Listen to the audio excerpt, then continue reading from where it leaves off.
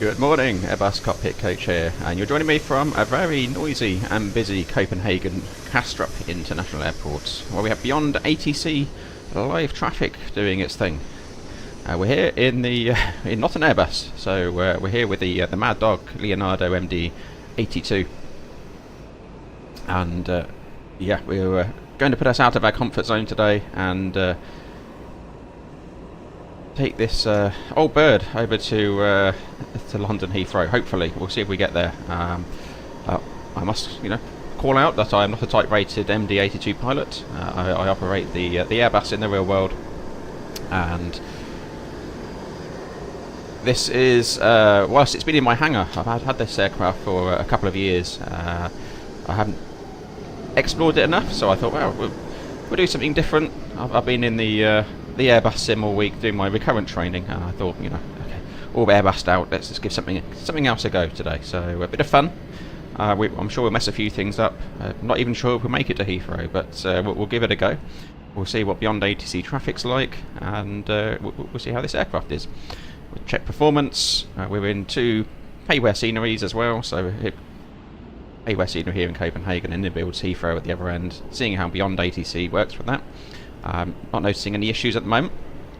The Beyondatc program has been running for about 25 minutes, so it's as you can see, there's traffic departing, leaving, arriving.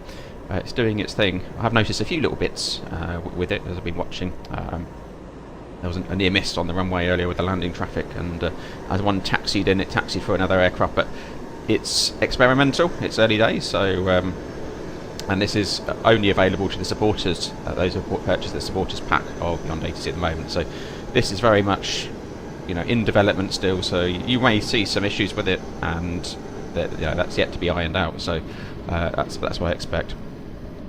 Yeah, that's correct. So flight Tampa, Copenhagen, and in builds Heathrow's itinerary.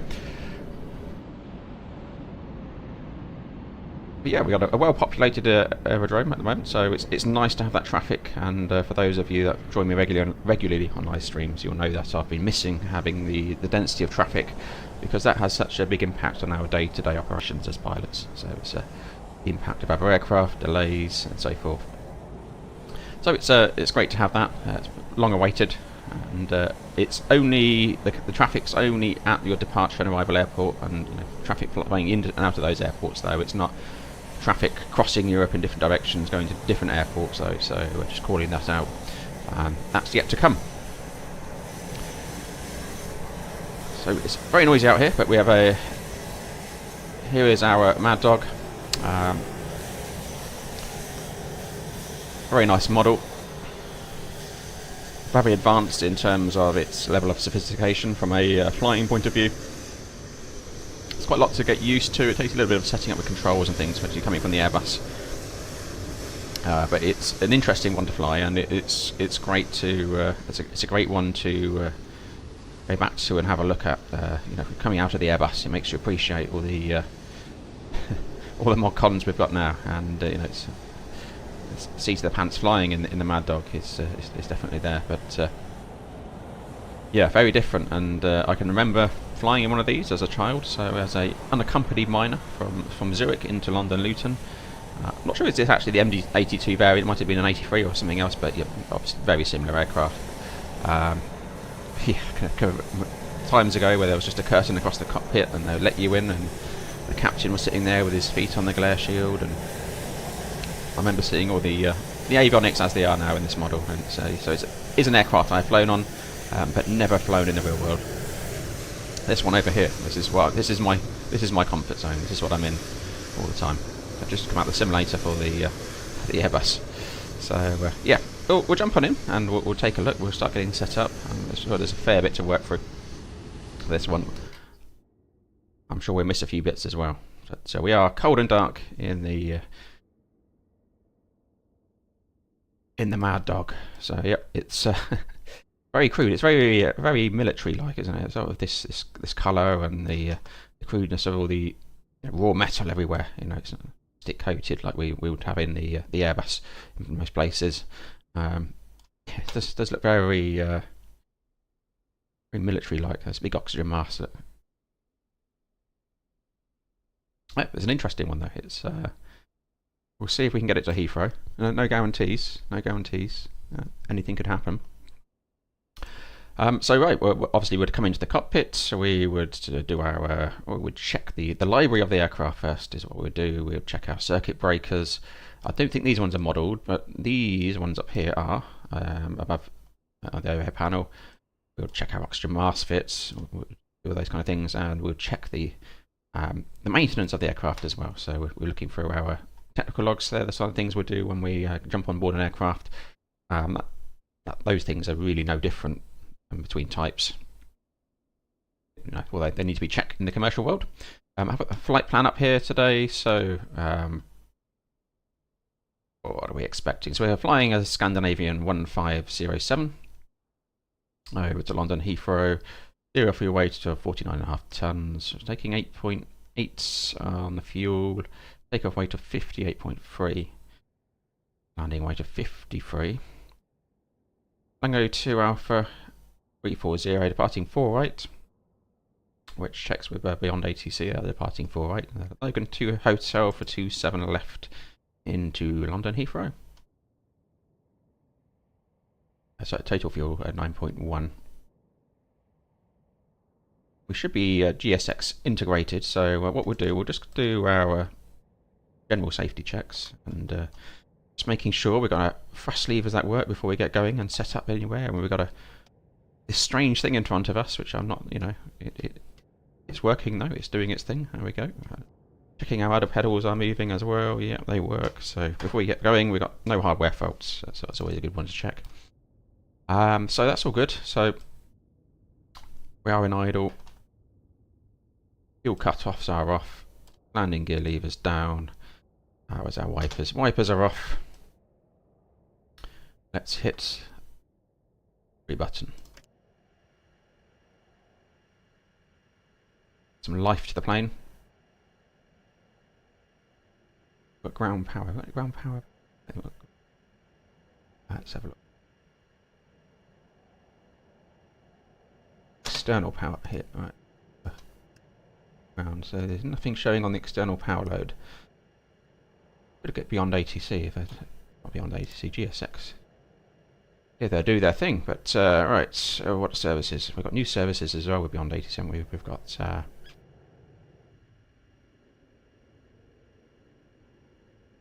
we do have water as well and things as well. Water and waste has been added. What we'll do, we'll start the we'll get the APU going, I think. Which there, so we hold that down in the start position. A few seconds, and then we release, I believe, and wait for the there we go, the RPM to start spinning up here.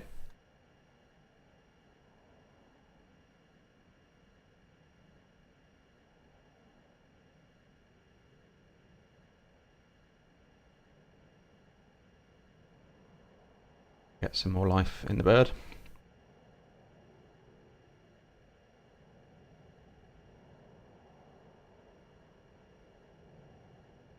Grease. Positive.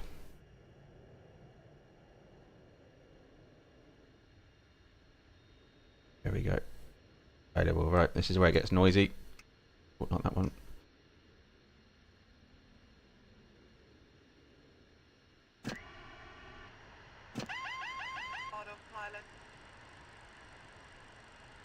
Noises of impending doom to wake you up in the morning. Just, I think that's what it's designed for. So, yeah.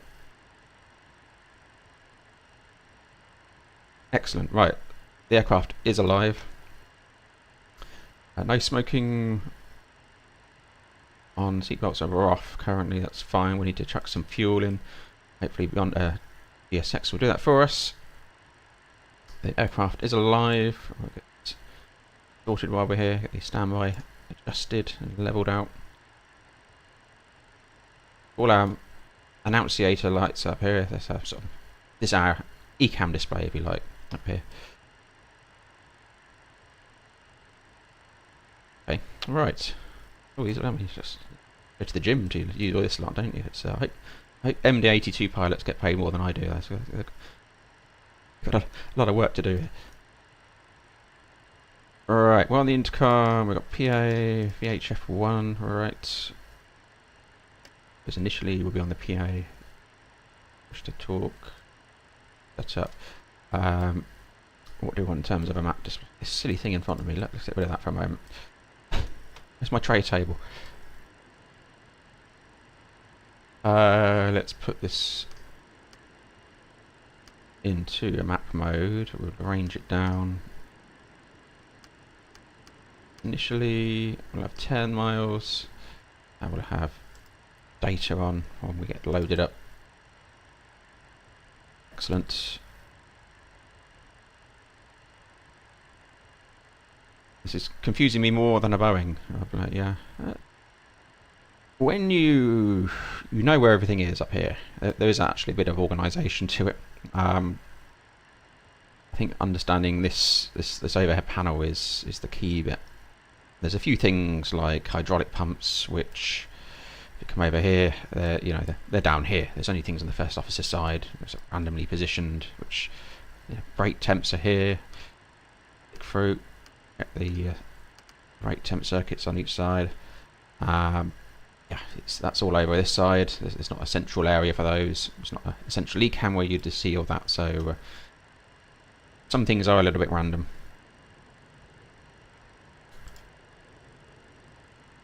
I'm sure we'll miss a few things and not find a few things. And we need to come up here and we need to test a few systems. So we need to test the PA system. PA and emergency light test. An emergency light test. Oh. Emergency lights on. Emergency lights on. Right, thank you. Right, test anti-skid. Anything for that? Here. Stall. Test is up. Okay, that's scary. Right, probably we want that. Okay, test system on off. Right, max speed warn. Overspeed.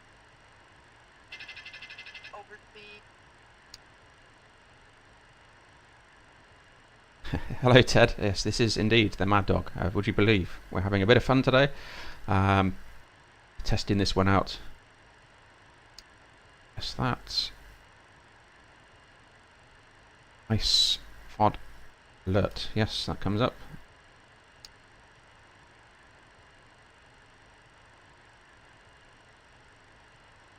Wind shear test. Headwind, shear, headwind, shear, headwind, shear. Tailwind, shear, tailwind, shear, tailwind, shear. Very scary. Yes, it's all working, it's doing its thing.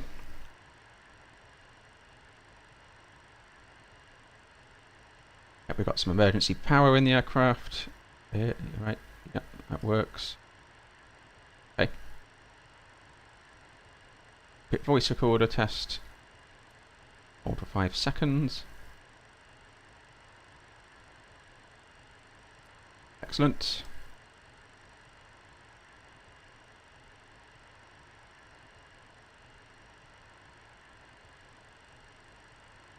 Okay. We'll put this into 2000 initially. We're on beyond ATC traffic, so there's a busy airport out there. Have a look at the moment. So these are our fuel cutoffs.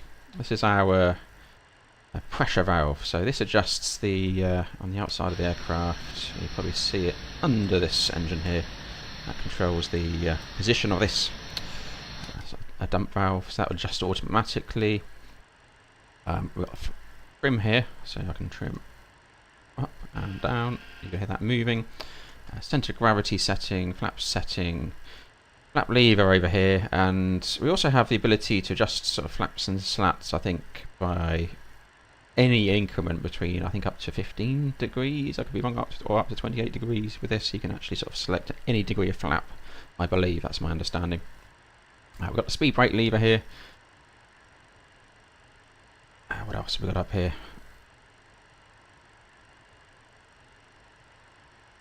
Fuel cross feed lever as well, that's there. So once you get your head around this as well, also get your control set up correctly to be able to operate all this, it does start to come together a little bit. Yeah, have some degree of flap out there. I don't know if that's correct or not, but lever is up. I think that's good. This is our fuel, so we haven't loaded. I think we should start the loading process. So let's see if GSX is going to help us out with this. We request refueling first. Let's get the refueling done first. Get Scandinavian as I handle it. See if anything happens outside.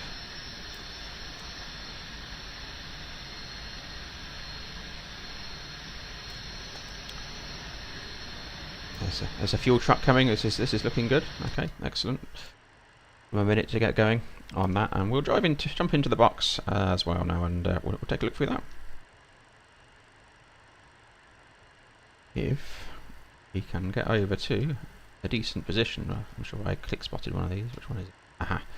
Right. So we've got the JT8D engines, MD82 air rack is current. Excellent.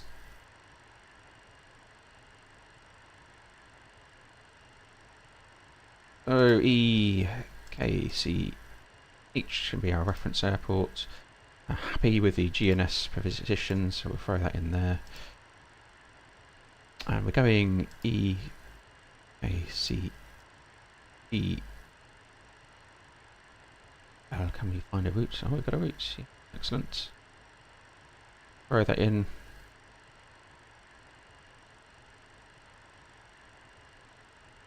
See if we've got anything on ACARS over here to help us. 3 flights.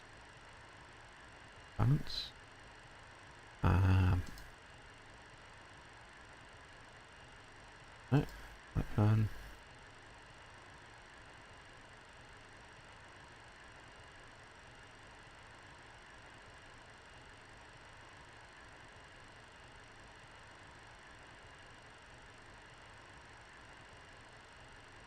Yeah, Winky 0, or at least the Maddog tells you what is wrong on the overhead. Yes, it's very true. Just, you do know with this, it's very clear messages there on the overhead panel.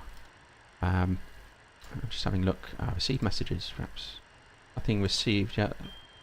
Oh, there we go. We've got a flight plan. Cruising 340, so take off.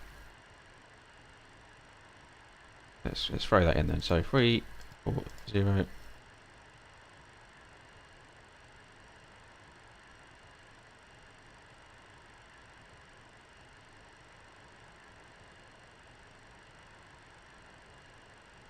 'for fuel weights 9.5, mentioned earlier.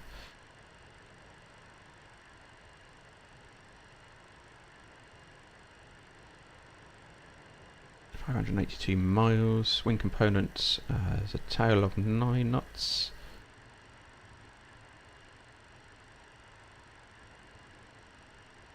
So rating.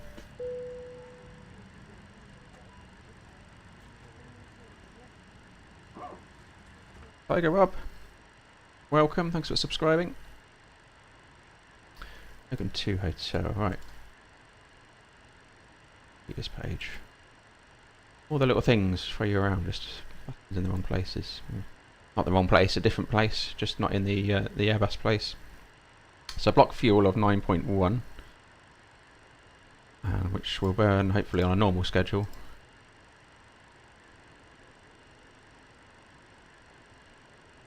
Wind 294 at 13. Average component. Got any ISA deviation?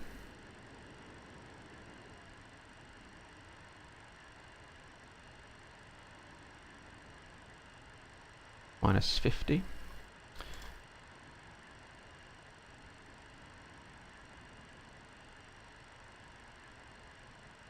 At the top of climb, that's top of climb, sorry. Minus.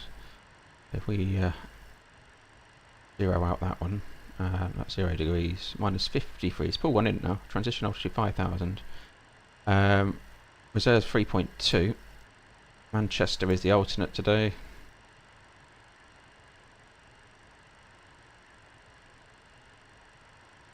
Take off.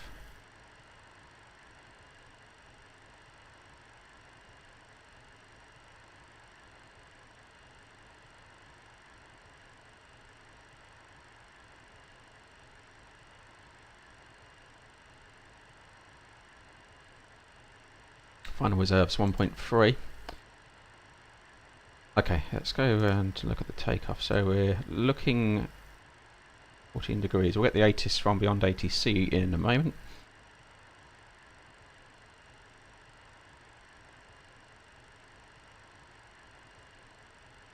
In fact, we can tune that in and we'll get our clearance. So let me see what Beyondatc wants us to do.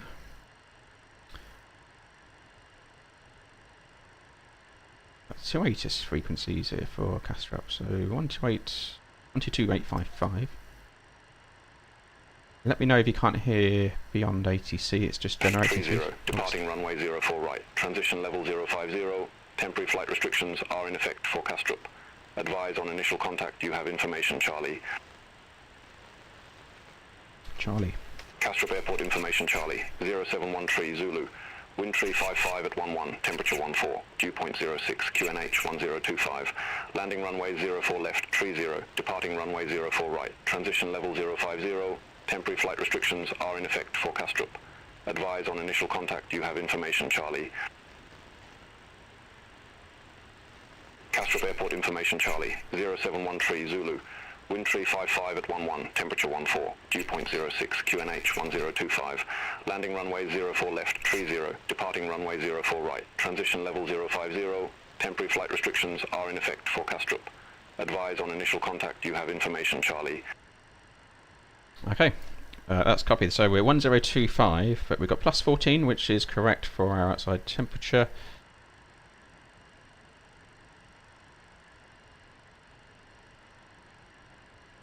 The takeoff weights are 58.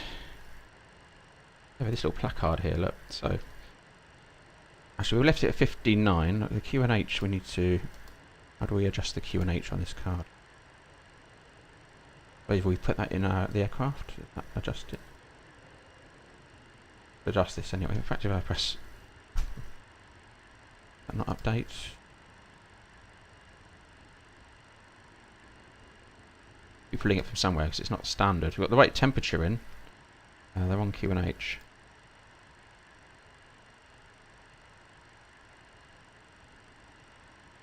We'll base it on 9. Wind's incorrect as well. Maybe someone else might know the answer, but a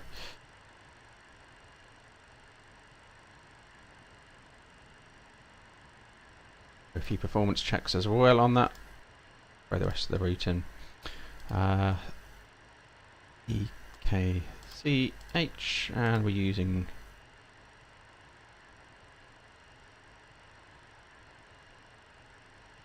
going for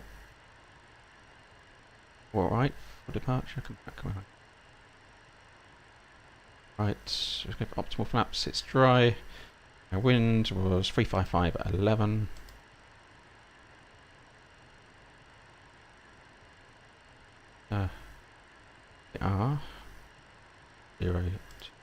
Maybe this will update it. Outside temperature is 14. Anti-ice is off. Packs. Calculate with packs. Yeah, packs on. Hopefully we'll go full length. Take off weight. So we're planning to be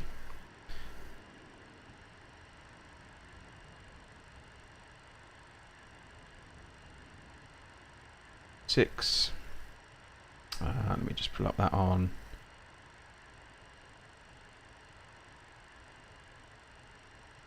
Chance as well. Wait, 58.3. Yeah, that's 58.3 with the taxi.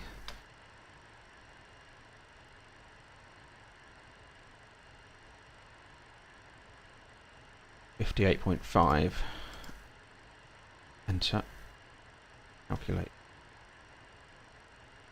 Yep. The flaps 5, selected temperature 50. 138, 144. B2152.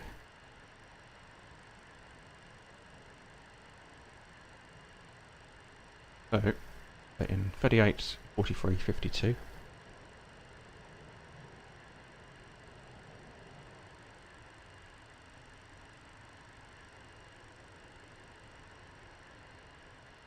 .38, 43, 52.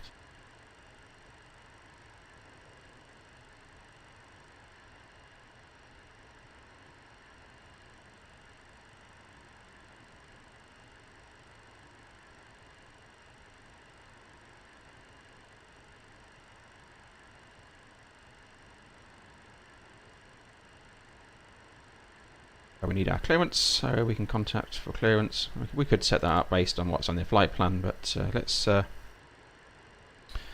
let's look at what Beyondatc are going to give us as a departure clearance as well.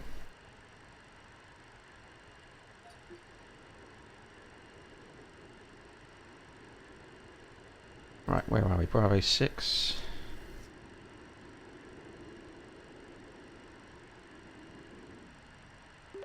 Clearance, good morning, Scandinavian 1507, stand Bravo 6, MD82, information Charlie, QNH 1025, requesting clearance to London Heathrow.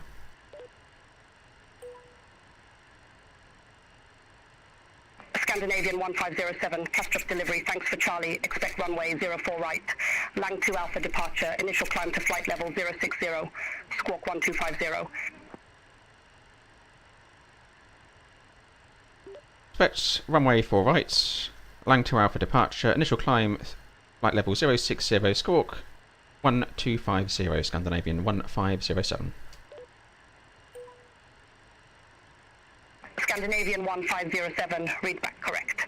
Contact ground 121.905 when ready for push or start. Okay, Scandinavian 1507. I am using Negative, ground on 121.905. ground 121.905, Scandinavian 1507. I am using premium voices for the traffic as well today, so no expense spared. No expense.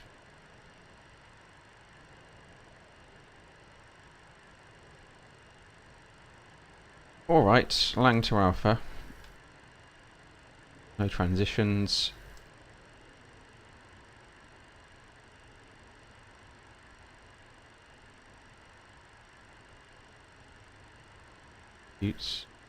And then for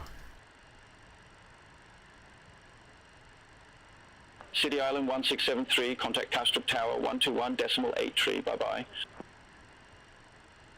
Over to Tower 121.83, City Ireland 1673. Have a good day. ILS 27 left and Logan 2 City Hotel. Island 42 Bravo, cross runway 30 at Alpha 1. Continue taxi via Bravo, Bravo 1. Is sound alright for everybody? Not Cross too loud? runway 30 at Alpha 1. Continue taxi via Bravo. Bravo 1. City Island 42 Bravo. And will be Lambourne transition. Execute.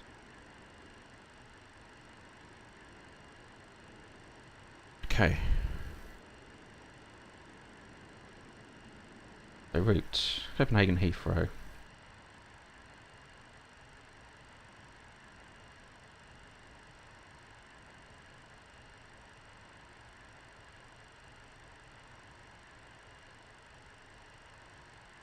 X.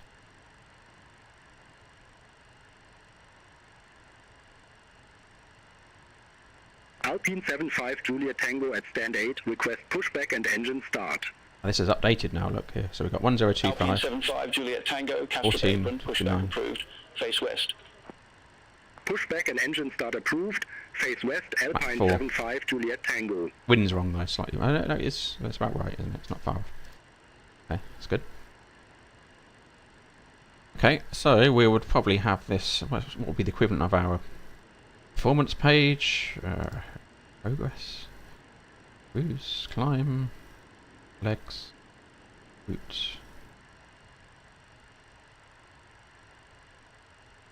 Windows 3084, contact Castrop Tower 121.83, bye-bye. Over to Tower 121.83, red nose 3084. Have a good day. Right, we can just take them off frequency for a moment.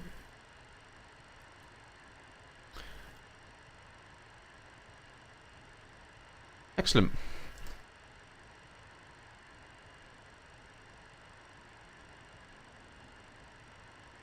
Steam gauges as well. Morning, Peter. Good morning to you. Just trying to see if we can get to London Heathrow in this this aircraft. So,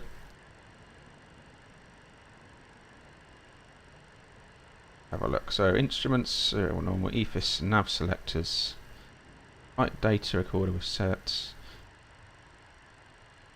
Done the FMS. Automugdo and FMS.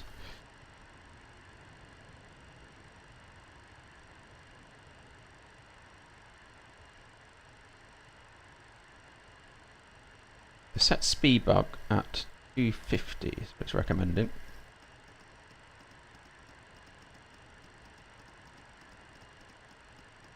That makes sense.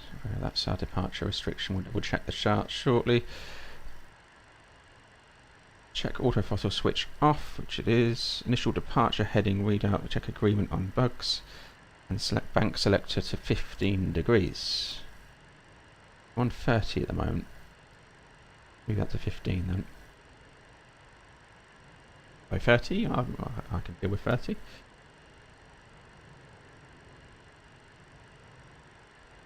First cleared altitude was 6,000, which we had from our clearance. Put that in.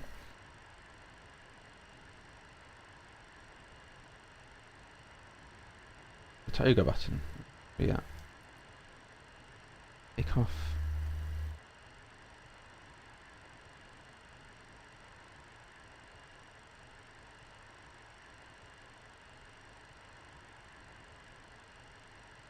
That as well. What's its thing? 0.04. Flex. Off. Right, we'll get that squawk code in the box. So what do we have? 1250. 250 is in. All aircraft be advised, information Delta, now current, QNH 1026. 026. It is, there we go. That's it in. See that there. And there. There.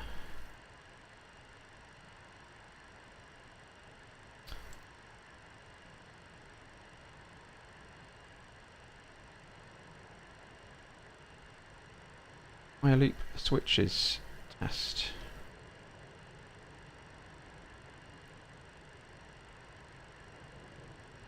Master cautions for those. The wrong thing there, pull a handle. They're working. Interfarm electrical system. So, actually, we need to get, before we get that, so presumably we've got fuel on board 9.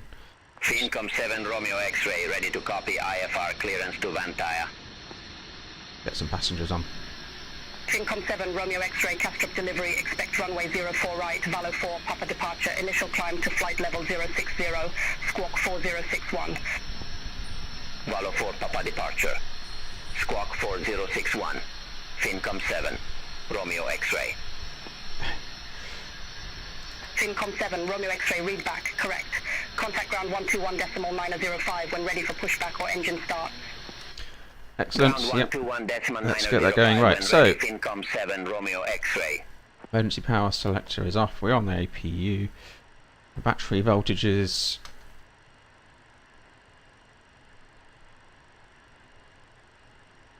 Which is that selector we had earlier, so we can no external power.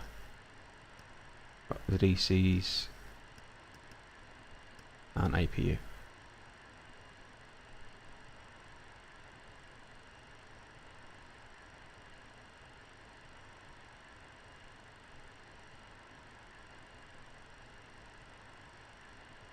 I'm a bit heads down here, sorry chat. It's,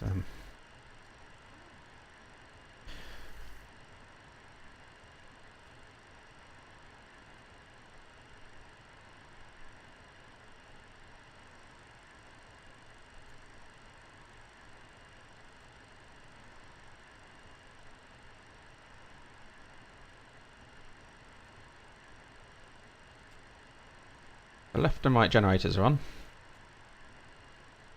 Sure we'll get there somehow. Left and right generators are on. I'm just following, so I've got some quite good notes here and a pretty decent expanded checklists which I'm following.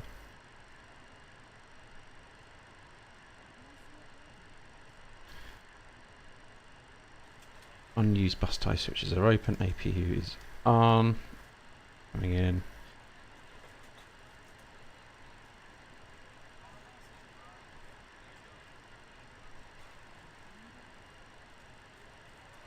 Cabin altitude control lever. So we need to put in the. This is where you put in the flight recorder as well. So we are the.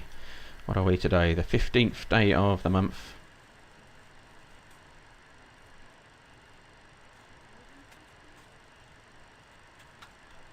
We are 1507. We're on leg 1. Here we go. It's a flight data recorder information in.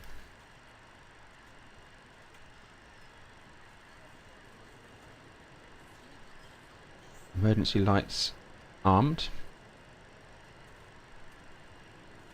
No smoking should be on, which it is. Seat belts are still off, but we have completed refueling, so we can actually go and put those on now. Cause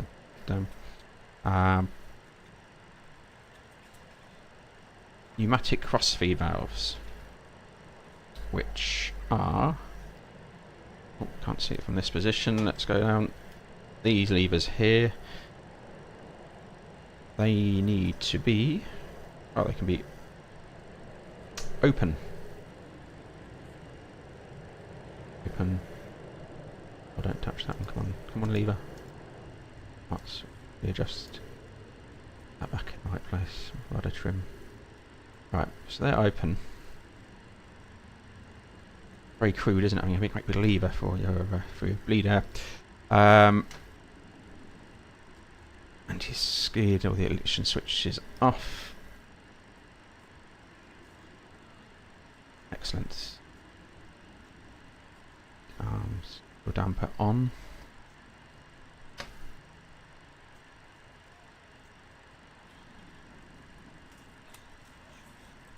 It's indeed on.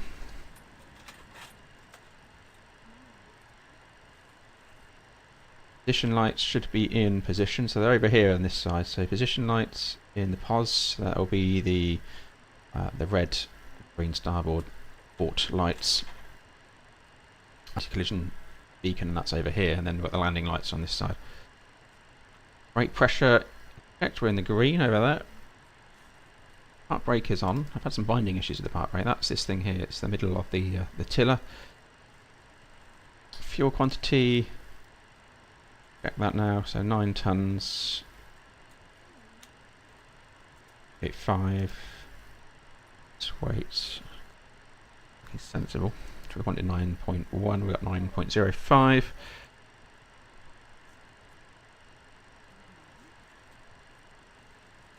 Oil quantity checked.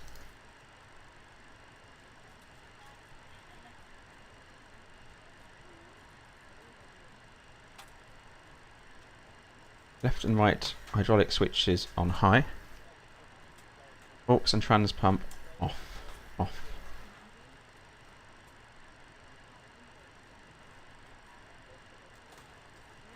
Spoilers are retracted. Right, we need to move both throttles forward to check for oil warning.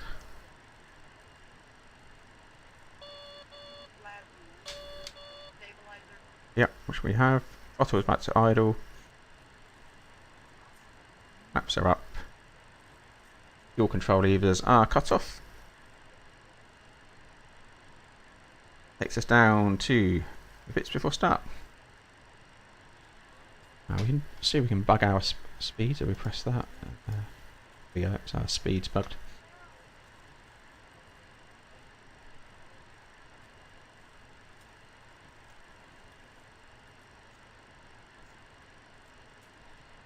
So V1138, so that's the first one. 143 VR, so obviously on there. 152. Be the green. Guessing. And we've already got flaps. 189. V-slats up. Bugging for 250, okay.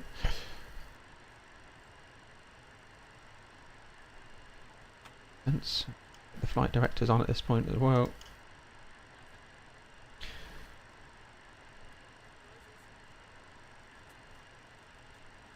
It's arms, so 60's arms. Heading hold, alt hold.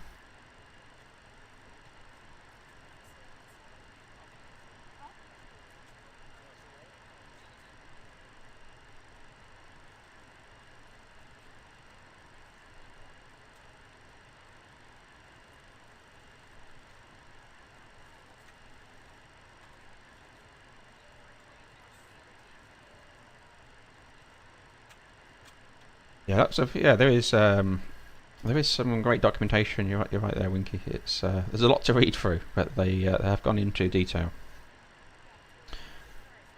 Right, let's have a quick look. People, that.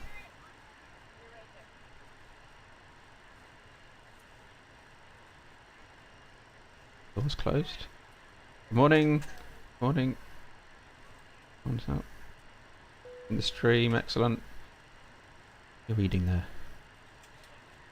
The textures in the cabin are a little bit inferior, aren't they? I think that's well known, but this is where it all happens in the flight deck of the Leonardo, where the modelling is in place. Oh, we've got a message of some description. Wait, oh, no. No.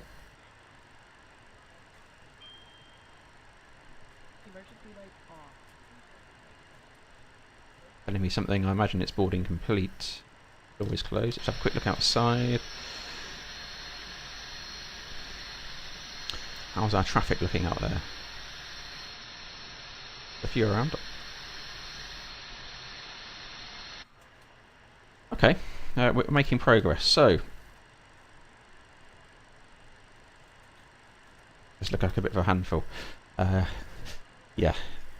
We'll see, won't we? I guess. Time will tell. Let's get some charts on the go. Morning, Chris. How are you?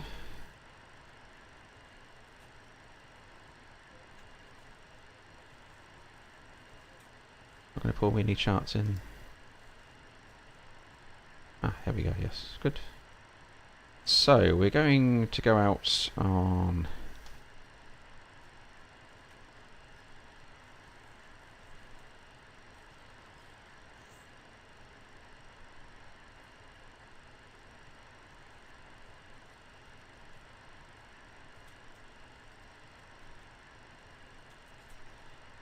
Any more?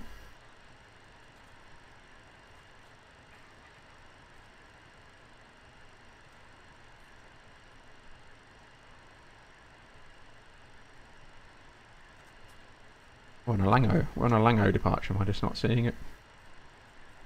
Ah, survival. So yes, the wrong one. There we go.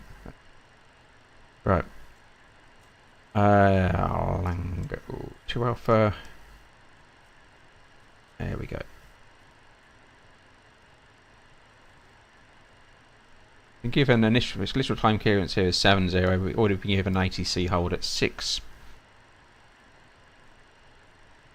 I'm very good, thank you. Chris had an exciting week in this simulator. Been a bit quiet this week, so it's coming for a couple of days, 2.5 days in the box. All good to go again. 250, which we're backed out of a low 70. Okay. 70 is the restriction for the 250 knots. And bring up the airport for taxi. I'll just bug that. So we're sitting in here in Bravo 6. I'm expecting taxi routing somewhere take us down to Bravo for the 10,800 feet runway of 04 right. Departing over to the east. Round out.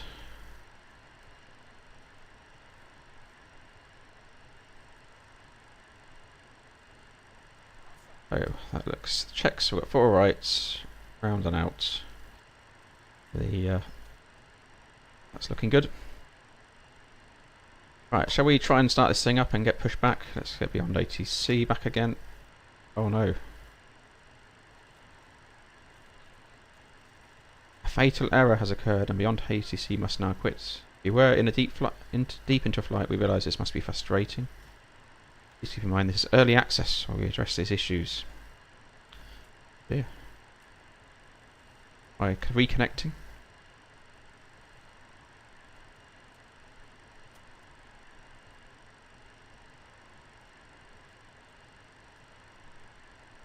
Chris, there's always bits which are good to brush on. ATC connected. And are good to brush up on, but it was very much, as I kind of expected, it would be around winter operations, lots of low visibility stuff in there, lots of icing impact, and handling those, anti-ice failures in icing conditions. We even did taxiing and low visibility as well, so that's all coming. So that's just around the corner, all these weather conditions here in the UK anyway. So all the usual stuff. So FATOs, engine failure on takeoff. I have a flaps locked scenario. It was I always find them interesting. Very, very good to do.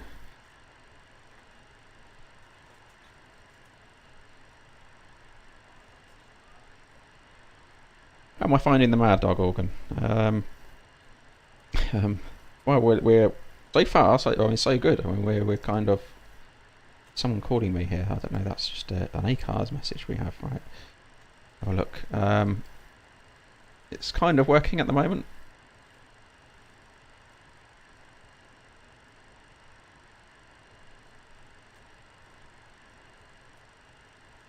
We had already. How do I acknowledge and speak to? I've been calling them. Acknowledge that. I need to come down here and speak to them.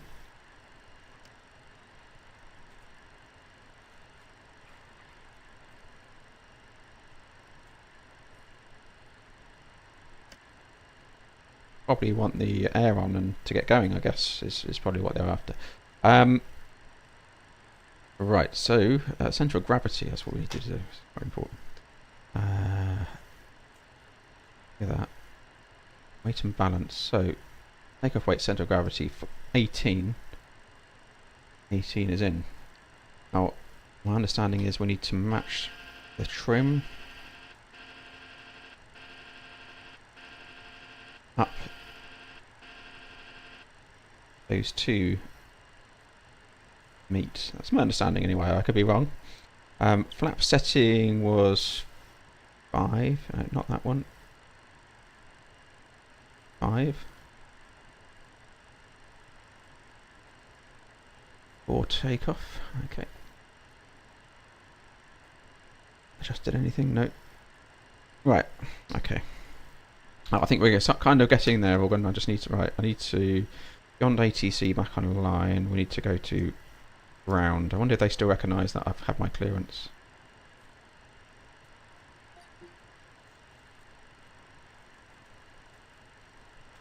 Ground, good morning. Scandinavian 1507 stand, Bravo 6 information.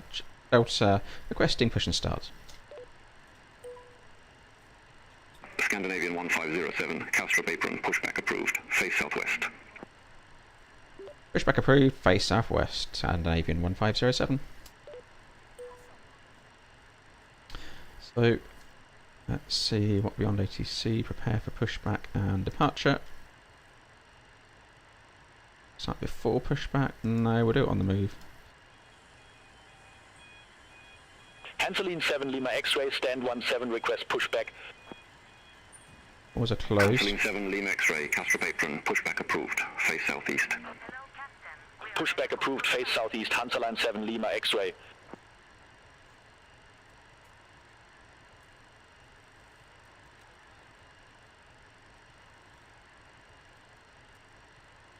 I'm running over my headphone cable here. That's never a good thing to do. Right. Still looking out for a spider that was in my office a few weeks ago. That we were flying to Berlin. I never did find the spider. I have named it now. It's part of my training centre here. It's Hector, the bird-eating spider. Still hasn't been found on the loose, so he may make an appearance. Beyondatc has a long way to go before it's ready for the film. Well, I've noticed there are a few things, right? Well, we've got the crash there, so that's not good, but there's a few things of aircraft meeting each other, but you know what? It's all good progress, isn't it? For me, it's already adding to the immersion, the fact that we have a busy airport, so I'm happy with that. So we need to have the beacon light on, don't we? So we need that on. We put the seatbelts on, didn't we? We should really have... Hanseline 7 Lima X-ray request taxi. Hanseline 7 Lima X-ray, runway 04, right taxi via Yankee, Mike, Zulu, Bravo, Bravo 1, hold short, runway 30. Fuel pumps on. Runway 04, right taxi via Yankee, Mike, Zulu, Bravo, Bravo 1, hold short, runway 30, Hanseline 7 Lima X-ray. Is the flight recorder off? I thought I had that on.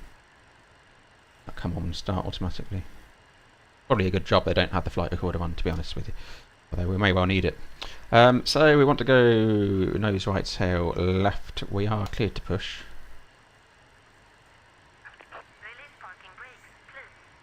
Release parking brake here. Down. Right, engines clear, start at wheel. So for this we need to select a starting system.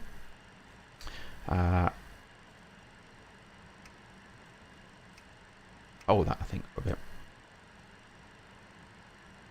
Looking at my displays here, have we got any movement? Or do I need to play with the air supply, don't I? Air.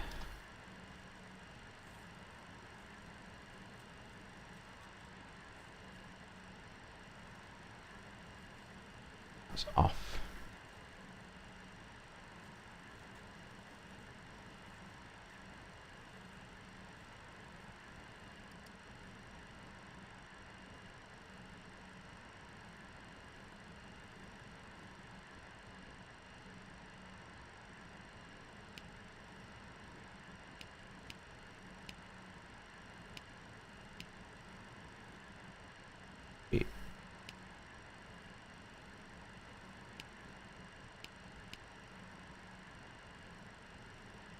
Norm.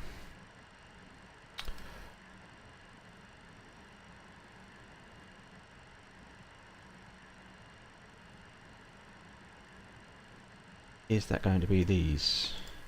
Hanseline 7 Lima X-ray, cross runway 30 at Alpha 1. Continue taxi via Bravo, Bravo 1. Cross runway 30 at Alpha 1. Continue taxi via Bravo, Bravo 1, Hanseline 7 Lima X-ray.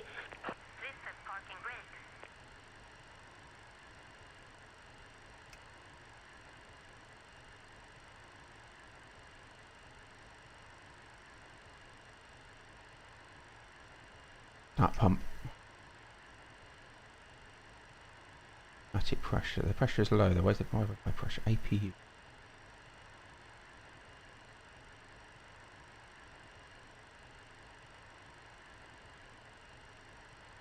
APU air should be on the APU panel. Pack should also be off. Right. Very good, Winky. So APU planner. Oh yeah, you're right. So on. That's it. Fly off. Right. Yep. Let's give that another go. Do I need these cross feed valves or not? Well, we'll find out, won't we?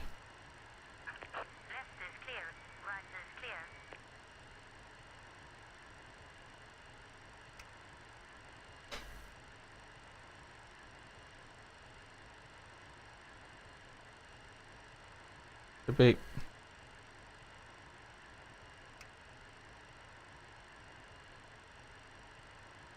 Ah, we have movement.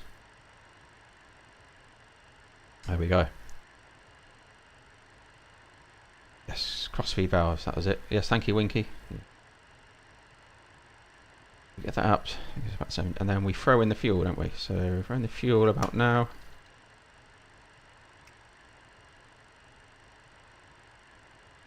Yes, there we go. It's getting hot.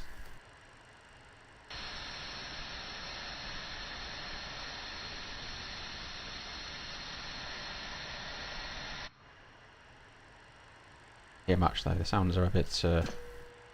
Bus transfer. There we go. Excellent.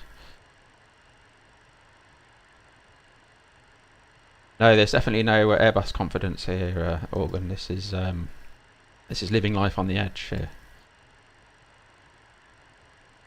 Right, that's looking stable. It is positive that we managed to start the engines. So close that one.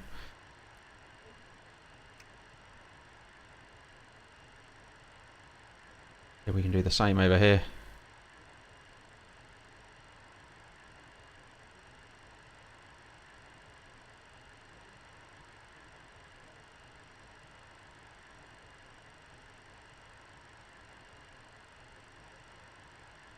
Throw some fuel in. Hamterlin 7, Lima X-ray, contact Kastrup Tower 121.83. Contact Tower 121.83, Hanselin 7. I'd love a Lima bacon X-ray. sandwich. I would love a bacon sandwich, Chris. Ah. Very good. Right, we're cooking.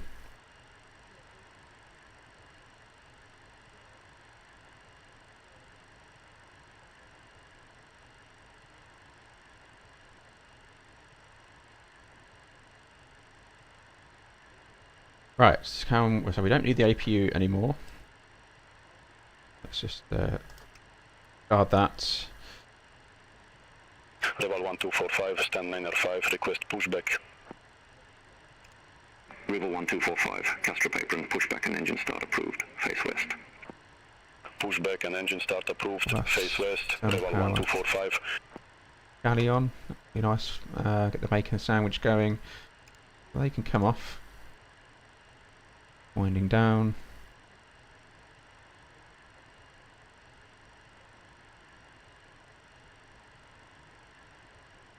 Parking brakes. So only got only one warning light, isn't that? That's good. Right. I take that. Lufthansa I24, request So taxi flaps. to allocated We want gate. flaps 5. Lufthansa 824, gate Alpha 4, taxi via Alpha 6 Alpha. Hold short runway 30. Gate Alpha 4 taxi via Alpha 6, Alpha. Hold short runway 30, Lufthansa 824. Flap takeoff selector. Right. I'll keep going. 1, 2, 3, 4, 5. Take off.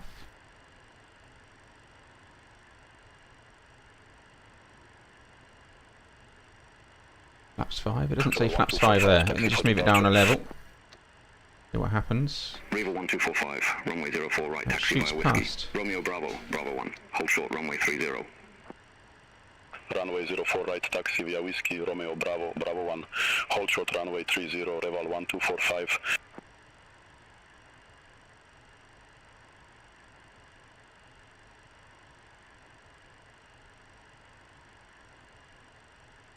Saying flaps up. It's not flaps up. We're going flaps to.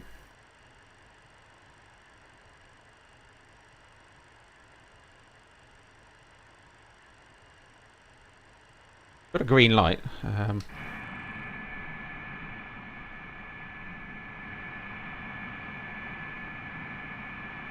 Every confidence. I'd like to see a little bit more flap than that out. It just doesn't.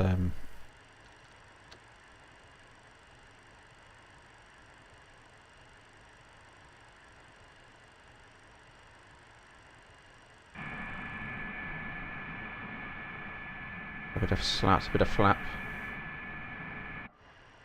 Kind of what I want to see, but I'm sure I could be wrong. It might not need that much.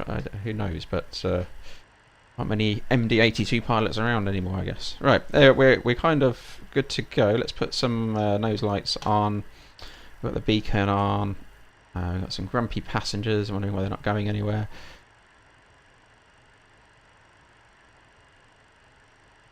Revol 1245, cross runway 30 at Alpha 1. Continue taxi Yeah, via I can go Bravo, off. Bravo 1. cross runway 30 at Alpha 1. Continue taxi via Bravo, Bravo 1, Reval 1245. There is a hidden detent between 0 and 11. Find the hidden. Probably not.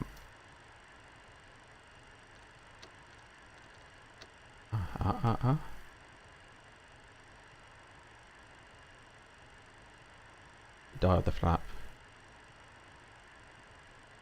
Flaps 5, Winky, see. Lufthansa 824, cross runway 30 at Alpha. Continue taxi via Alpha Yankee Mike. Round of applause for Winky. Cross runway 30 at Alpha. Continue taxi. I think I'll sit in the right seat. You can have the left seat, Winky. This one. 824. Scandinavian 1507, request taxi. Scandinavian 1507, runway 04, right taxi via Mike. Zulu, Bravo, hold short runway 30. Runway 04 right via Mike, Zulu, Bravo, hold short runway 30, Scandinavian 1507. All aircraft be advised information, Mike now current, QNH 1025. 1025. In a minute. Mike, Zulu, Bravo. So that's straight out, second left.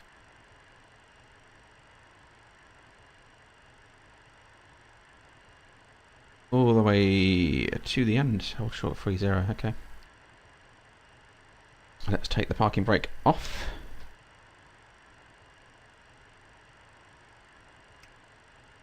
Off. Move. We're going, we're cooking. Right, here we go. So 1025. In.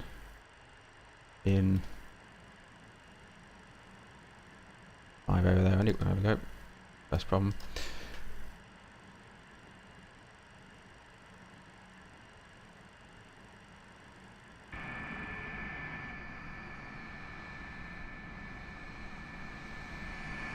Excellent.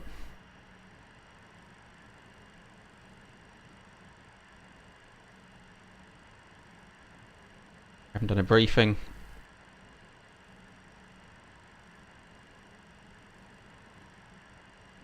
Haven't done a secondary.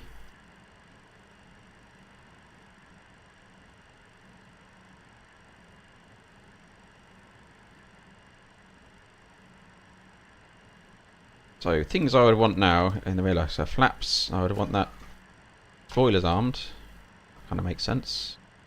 We want some kind of a rejected takeoff setting. There we go. The binding for that. Over to tower 121.83, Reval 1245. We're clear left side, clear right side. Maybe eye tracker as well, doing its thing.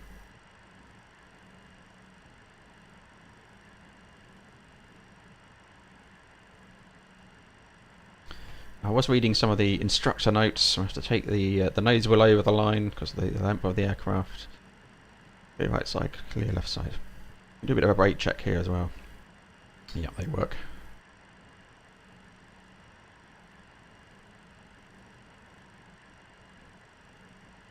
Pretty quiet, isn't it? Those engines all the way at the back.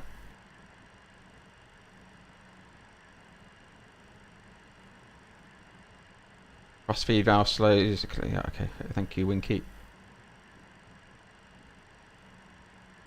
Already done enough to start checklist either, have we? So, right. Close those. Excellent. Very industrial aircraft. Big levers. Yeah. I like it though. There's something about this aircraft in particular I do like. I'm happy to go and explore other aircraft, but I was not an expert in them, as you can see.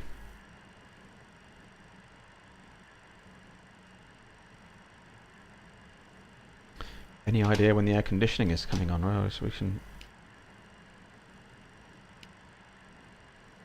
actually put that on auto. Does that work? Bit of air coming anyway.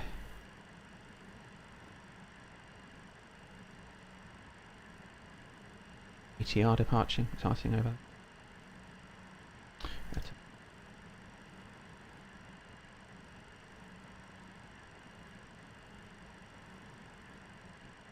Yeah, it does seem a bit DC-6 like, doesn't it? Yes, at least. No, with you on that. You should try the 737 organ. Oh, well, I do own the PMDG 737. It's in my hangar. This is Delta. I want to go to Bravo, don't we? Is that the next one?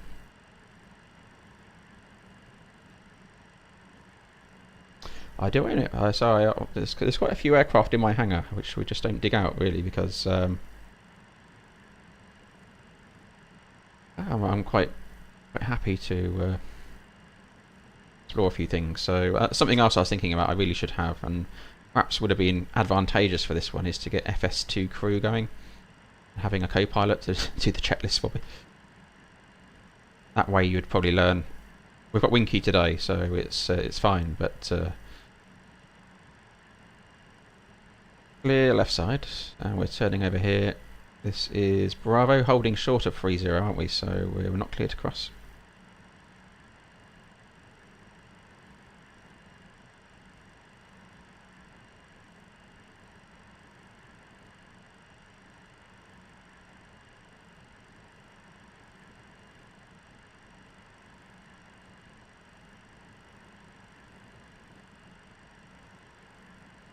Accelerate's pretty sharpish.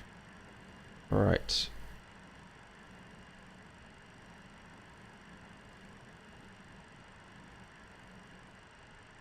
Scandinavian 1507, cross runway 30 at Alpha 1. Continue taxi via Bravo, Bravo 1. Cross runway 30 Alpha 1, continue taxi via Bravo, Bravo 1, Scandinavian 1507. Crossing an active runway, we should throw some strobes on. There we go.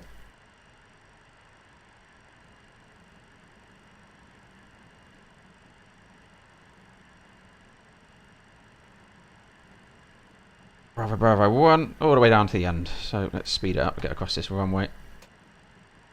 Suppose we could have TCAS on now, couldn't we? Doing its the ARA thing. Can't see anything on the approach. Landing runway. They were landing from the left there earlier. Acceleration.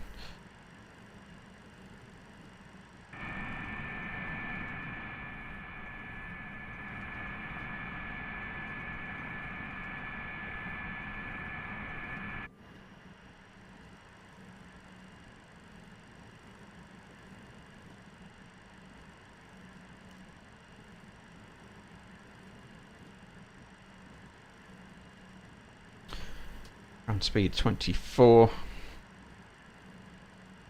was going to say, is it activated when the wheels are off? Yeah, okay. That's interesting though, isn't it? That's and there are times like that when you want your strobes on the ground. Well, in that case, we'll leave it in that position.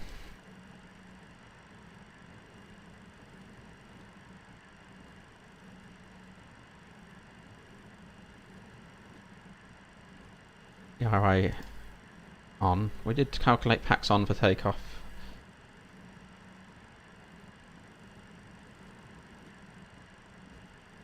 Suntrip 2524 at stand 34, request pushback. Suntrip 2524, Castrop apron, pushback approved, face south. Pushback and engine start approved, face south Suntrip 2524.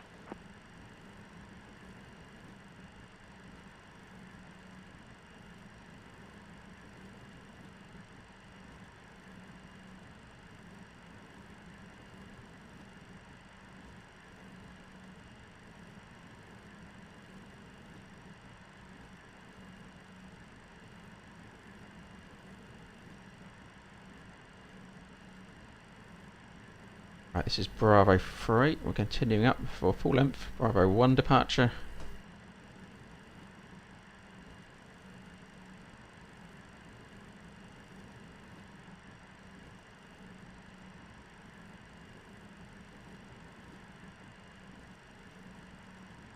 I was having a play with the aircraft yesterday, more to get controls set up. Whenever it takes off, it sounds like your engines are shutting down. It's very disconcerting. Very quiet, but then you sort of get this spooling down noise of some sort of system kicking in. Scandinavian 1507, contact Kastrup Tower, 121.83. Contact Kastrup Tower 121.83, Scandinavian 1507, good day.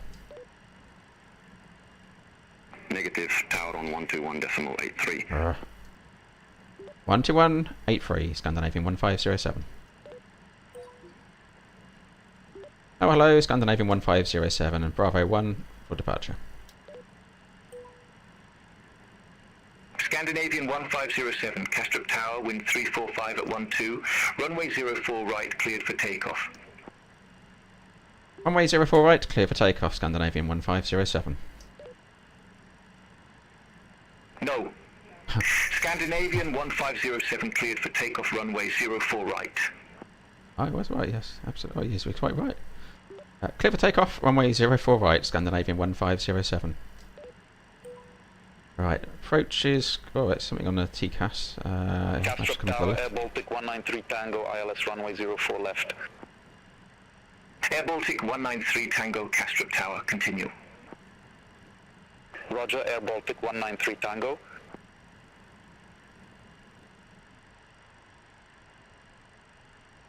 Right, so we've got take. We're going to go just toga it. I'm just going to floor it and.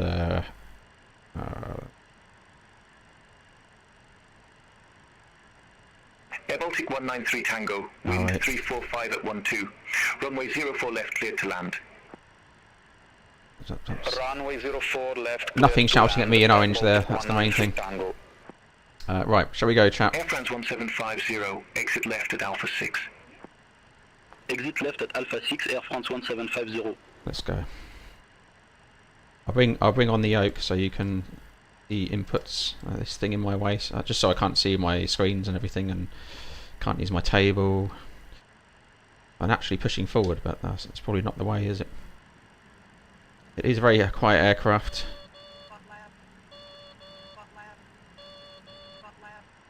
Right, what have we forgotten?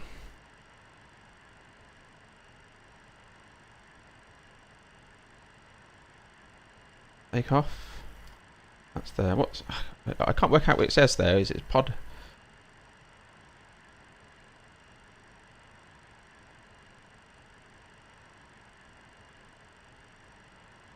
What have we forgotten? What have we forgotten? Scream. Is it auto throttle?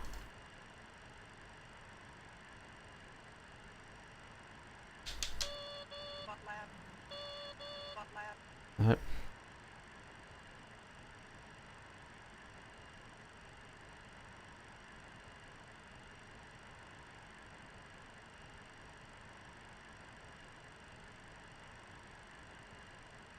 Five CG's right.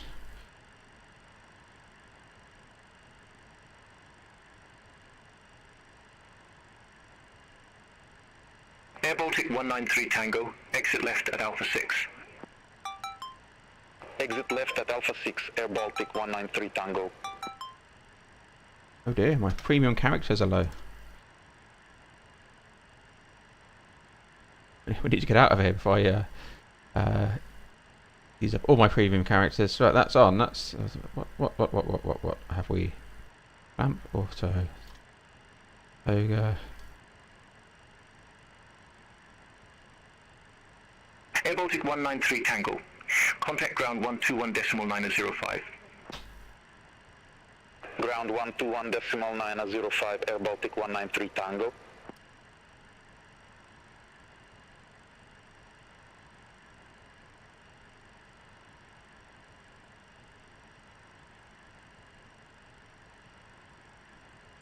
Still flap 11 according to the indicator.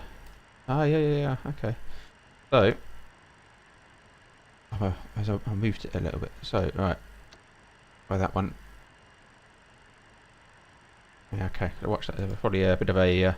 it might be conflicting with my hardware. So that D10's not in there. Okay, it's quiet now. Well done, Winky. Let's go. Clear the runway.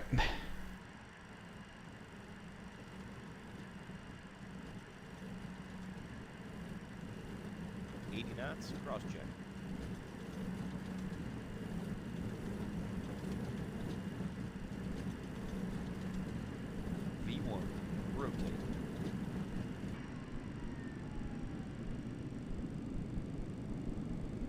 to 20 degrees, isn't it? It's like rocketing up. No more than 20 though. A bit of forward pressure. Lights out. Autopilot. Suntrip 2524, ready for departure. Runway 04 right. Suntrip 2524, Castrop Tower, wind 345 at 12. Runway 04 right, cleared for takeoff. I want flaps. Runway 04 right, cleared for takeoff. Suntrip 2524. Scandinavian 1507, reset transponder. Squawk 6760. Squawk 6760, Scandinavian 1507. We had that disconnection earlier. Scandinavian 1507, contact Castrop departure 124.908. 124.908, Scandinavian 1507. Takeoff thrust set. That's a bit late for that.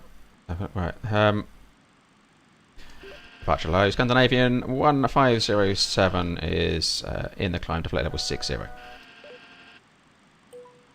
Oh. Into fuel pressure low. Wait. That's probably just using the tanks fuel, last of the fuel in there. If you've got to arm takeoff mode on the throttles, that's why it's running over the limits. I did press this here, so I pressed that. On the throttles, do I need to press the button there? Is that what it is? Scandinavian 1507, Castrop departure identified. Climb to flight level 170. Are we going in the right direction? Climb to flight level 170, Scandinavian 1507. Right. Oh, 170 armed. Let's Ryanair 86 Romeo Zulu, leave airport heading 3. stay out my way. Right, we're expecting a right turn. Are we doing right? Yep, we're in the right turn. Are we climbing? We need to put the climb in. 345. Expect radar vectors for ILS runway 04. We're going to be pegged down. Probably got restriction. There we go to vertical speed. Let's throw a bit of vertical speed in there. Castrop Suntrip 2524, 1000 feet. Yeah, that's the one. Okay. Suntrip 2524, Castrop departure identified. Climb to flight level 170. Climb to flight level 170. Suntrip Thank you, Wing. That makes sense. It hit the bottom button and yeah, because it wasn't happy there, was it? We made it up, but it wasn't happy. We got a shot there a fair bit. We're quite fast. In the climb to 170. We can go to climb power now, presumably. Climb.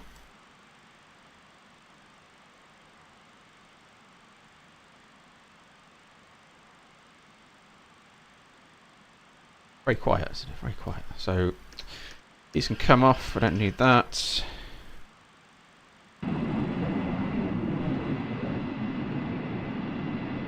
Ryanair 86 Romeo Zulu, turn left heading 290. Vectors for the approach. How many premium characters have I used? 290, Ryanair 86 Romeo Zulu. It's like we're 15,000 there, and I'm on to 8,600. So, a bit of an idea on.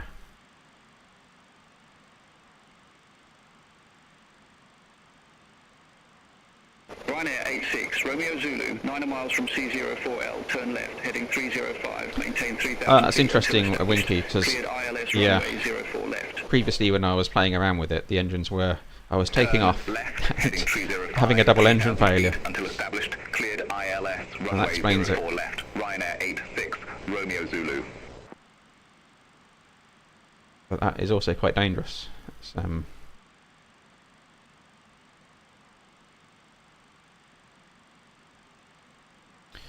right turn, following the routing.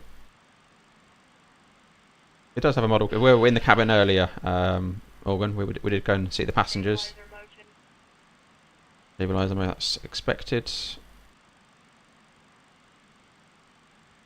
does have a model cabin. The DSX have populated it with subscribers and channel members towards the front.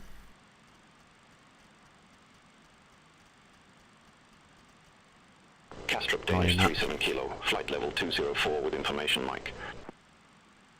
A weather radar. We'll power that up. 37 kilo Castrop approach, QNH 1025, expect radar vectors for ILS runway 30. It does have some functionality, the weather radar, I believe. QNH 1025, expect radar vectors for ILS runway 30, Danish 37 kilo. Passing 10, I suppose we should be on standard. Already. Suntrip 2524, Castrop, expect radar vectors ILS runway 013. That's sync. Expect radar vectors. ILS runway 34 right. Suntrip 2524. Passing 10-3, yeah. Suntrip 2524, contact Sweden control 118.0. Have a good day.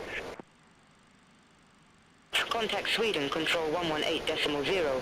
Suntrip 2524. Bye-bye. Yeah, Winky's hit the nail on the head there. It's the system functionality. It's definitely not the cabin. That's the best part. The textures in there aren't great, but this is where the aircraft comes into its own, I think.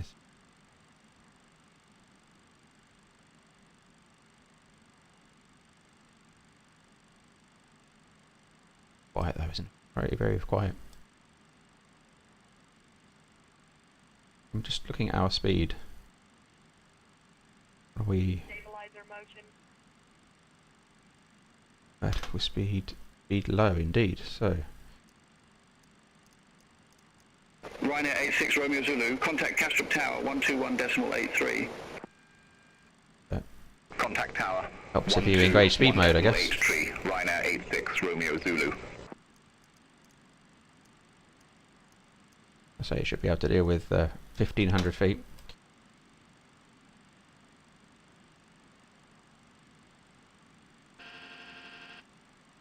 Slat still up, slat still out.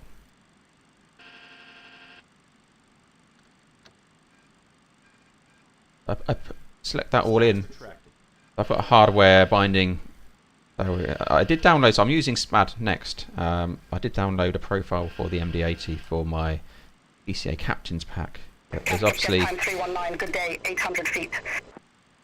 more detents there than I have. 319, Castrop departure, good day identified, climb to flight level 180. Climb to flight level 180, jet time 319. How much system functionality does it have? I'd say it's, well, it seems to be pretty hot on system functionality, that's for sure. Speed low, but speed is increasing, so not dropping anymore. But in a slightly lower rate of climb. I mean, for this aircraft, it must be pretty much modelling everything you want.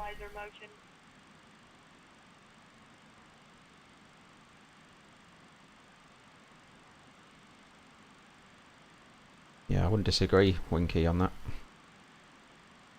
A lot of work gone into it.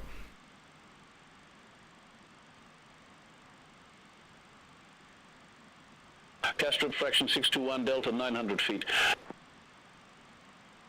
Fraction 621 Delta, Castrop departure identified, climb to flight level 190.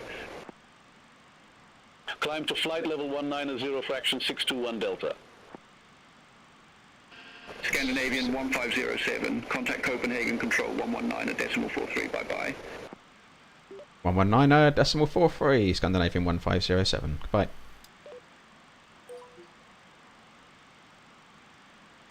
Copenhagen control, Scandinavian 1507 is with you in the climb to flight level 170. Scandinavian 1507, Copenhagen control identified, climb to flight level 340. Climb to flight level 340, Scandinavian 1507. 340 armed. Surely now I can put in VNAV. Hostile restrictions.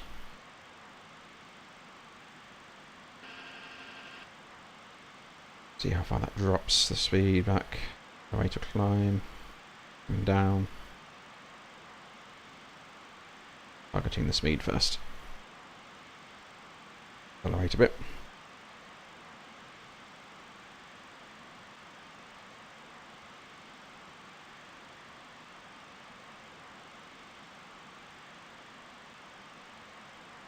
Right, speed's back, getting back to where we want it.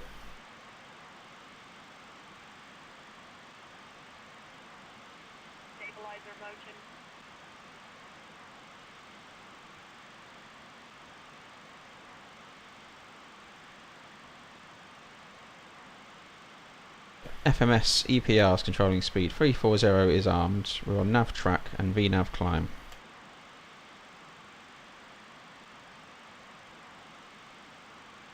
Yeah, sounds aren't great, Organ, but then I don't know in real life. Hey, first of all, is it this quiet? And even the cabin, if you go in the cabin, yeah, it's the same as the cockpit. Copenhagen Control, jet time 319, good day through flight level 150. So here's the cabin, look around, it's this is the cabin organ. Jet time 319, Copenhagen Control. Good day identified, climb to flight level 360. Climb to flight level 360. If I went to this position, we're back here by the tail, I cannot hear really any engine. I think the whole thing is modelled, even in the cabin you hear cockpit noise as if you're in the cockpit. That's how it seems like, there's no difference.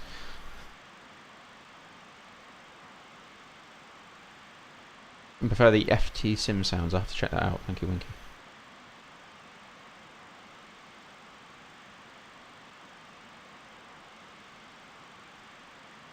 Well, hopefully we make it to London Heathrow before my premium characters run out. So we've got 8,600 there. We burnt 7,000 there on the ground. That's because I have got even the traffic on premium as well. No expense spared, obviously, for my streams. I will top it up.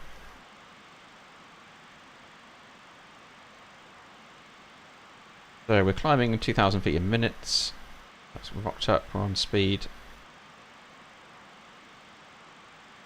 I haven't got a tray table to do any paperwork on. I've got this thing in my way. Eat a sandwich on my lap.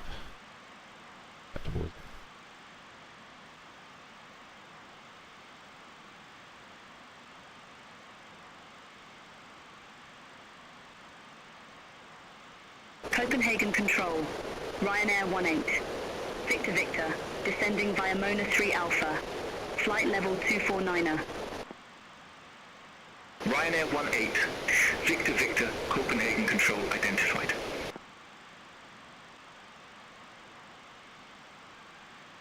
Seven.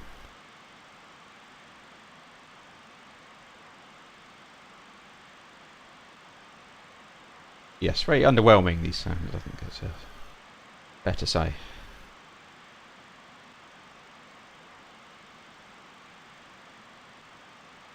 Really, the max ceiling of this aircraft is 37,000 feet. Its maximum Mach is about 0.84. I don't think we'll ever get to 0.84, but those are its maxes. 340 today, passing 2-1 now.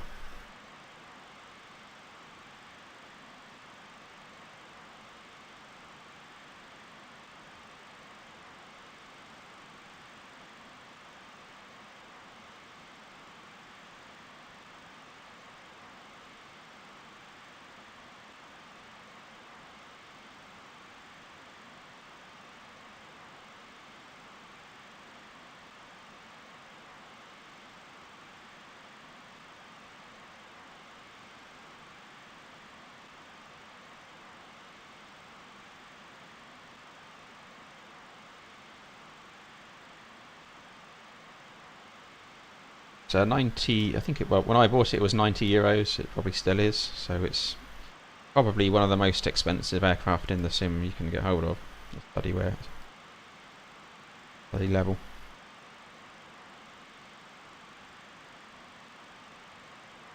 I don't like to personally buy aircraft which aren't deemed to be study level. That's where my target is. It will be. I don't mind paying for it if I get this level of functionality. So. For me, is it worth it to get this level of detail if you were an MD-82 pilot or you're an enthusiast looking at these aircraft? I can tell that the level of detail we got here is, you know, superb. Would you expect a bit more in terms of sound? But I don't know what it's like. I was on one of these when I was 13 years old, so that kind of time, quite a while ago, shall we say? But I can't remember the sounds from inside, and certainly not from the cockpit. Therefore, how realistic is it? Who knows? I'm sure it's a bit noisier in the back though than we hear when we go into the cabin. Outside model's good.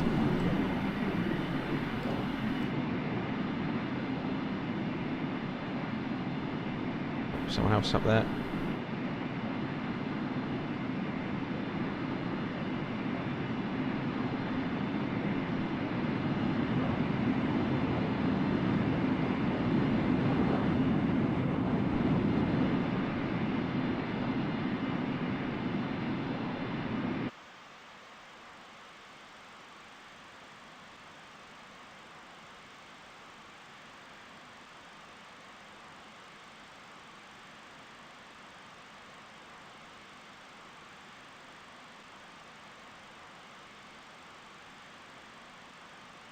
Range up a bit on the TCAS. Let's go with, is that 15 the max?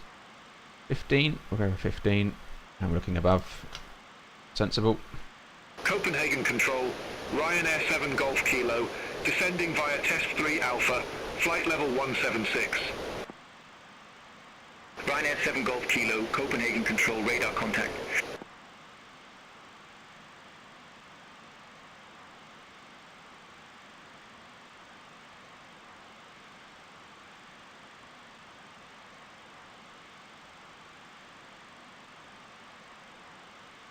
Expecting Heathrow. 10 Zulu. Can't see the time because I've got the steam on way. Here we go. Med 5 Quebec Kilo. Right, 43 at the moment, so 150 for flight level 180. I'm 15 and we'll be there. Blue Med 5 Quebec Kilo, Copenhagen Control identified, climb to flight level 370. Climb to flight level 370, Blue Med 5 Quebec Kilo. Getting the cruise. I'll look through some of the instructor notes as well. That'd be interesting. For this aircraft, as we mentioned earlier, there is a lot of documentation for this aircraft. If you want to become an expert in the MD-82, you know, it's all there for you to read and study. And want to become fully proficient in this aircraft, you have that in Microsoft Flight Simulator. It's all there. So it depends on how much time you've got to play around with it. Bit of TCAS traffic coming in there. The aircraft above us we just saw. 7-8 above. Beyond ATC, still injecting that traffic.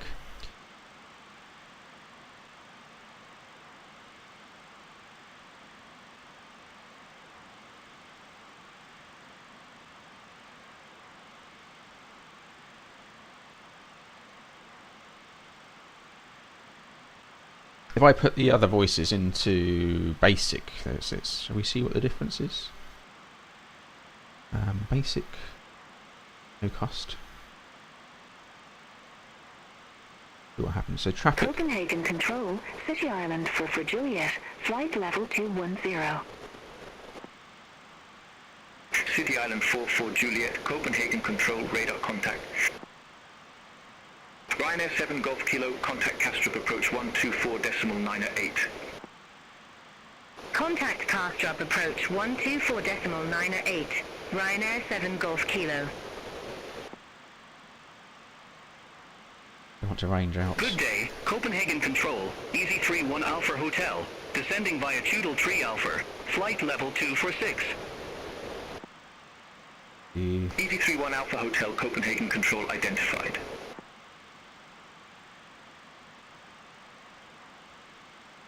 Right, level 300 for 340. City Island 44 Juliet. Mona 3 Alpha, runway 04 left. Report ready for descent. Mona 3 Alpha, runway 0 for left, ready for descent. City Island 44 Juliet. City Island 44 Juliet, descend to 3,000 feet, QNH 1025. Descend to 3,000 feet, City Island 44 Juliet. Going back to your early so the inner-build A300, yes, I have explored that one personally, just had to play with it. Do I own the PMDG 777? No, not at the moment. But to be honest, I'm not against buying any aircraft. obviously being Airbus type rated, I stick to my comfort zone, and if you want a stream where I can add some value and some real insight, then it will be in the Airbus. However, I don't mind exploring other aircraft and taking out a bit of fun like we're doing today, just to break things up. The BAE 146 is been on my radar for a little while, shall we say, so I'm not against exploring that one either, but I don't know what everyone thinks of that aircraft. The model for that looks very realistic, the Just Flight. I'm interested in exploring that. I'd like a nice long-haul Airbus, so the 330. I don't mind doing a across the pond with a 330. Ryanair 18, Victor Victor. Contact Castrop approach 124.908. Contact Castrop approach 12 for decimal 908. Ryanair 18 Victor Yeah, it's I have upgraded my monitor. What am I using now? It's wide. It's a grand's worth of monitor. It's a Predator. Maybe it's, is it 27? I need to go double check because there's a few things I changed. I probably need to update my description. You're right, it's wide. I'm kind of thinking I need obviously something better for streaming rather than wide screens. A bit of a pain. Right, we're approaching 340.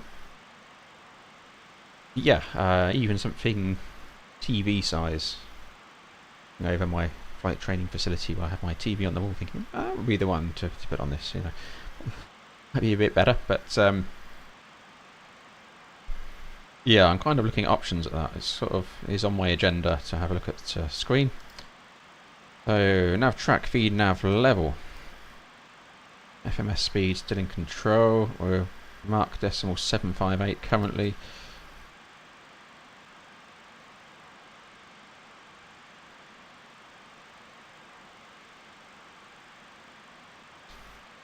Yeah, the A300. Yeah, absolutely. I'll look out for that. Probably have to dig the A310 out for a bit of a brush up, familiarise myself again. But yeah, it's made by the right people, so I'll have some understanding of it. Some bits will be familiar, I'm sure. Alright, in the left turn. Easy 31 Alpha Hotel, contact Castrop approach 124.908. Contact Castrop approach 12 for decimal 908. Easy 31 Alpha Hotel. No contrail today.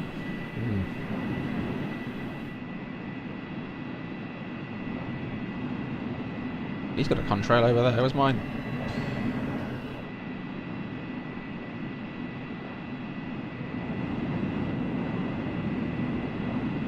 Jet time 319. Contact Bremen radar 125.1. Contact Bremen radar 125.1. Jet time 319. Bye bye. Yeah, it's definitely a difference with these premium voices, isn't there? I guess the question is it worth the money having premium on? Quite a lot of usage. I'll throw it back on though. Oh, I'm down to 5,200, so even after departure. Scandinavian 1507. Contact Bremen radar. It's cost me nearly 3,000. Was that for me, wasn't it? I don't. Contact Bremen radar 125.1 Scandinavian 1507.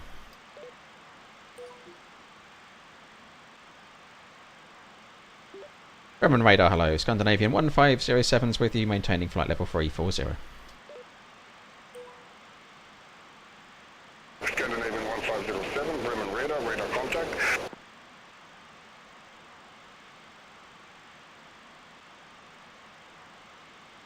Yeah, we'll be in the A350.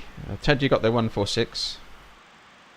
Okay, yeah, long list of aircraft to study. We're spoilt for the choice in the flight simulation these days. Yeah, it's all. We had those early years, didn't we, where it was sort of like, well, EMDG, Phoenix, where are you? Hurry up, hurry up. Then they both landed. Settled things down, and then everything just started coming after that. And but those first few years when we're just fly-by-wire, Neo was a good one. But yeah, there wasn't a lot. Now it's all coming in thick and fast.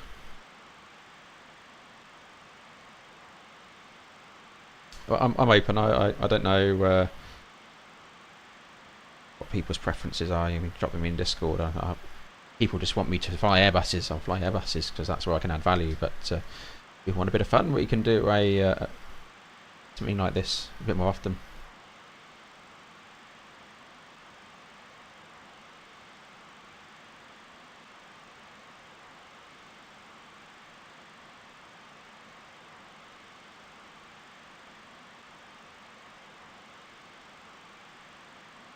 Surely, though, things must be ported over to 2024, Chris. Maybe not initially, though, I'm guessing. So, you imagine there'll be a bit of dual operation going on.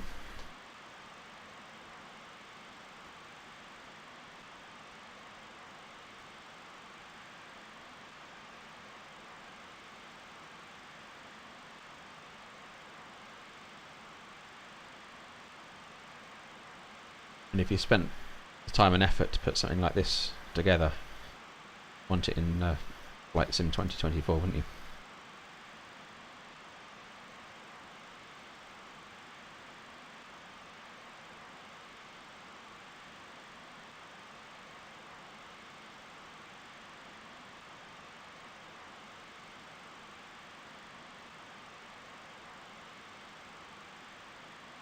Bit more traffic up there. It's on the TCAS as well. 37 above.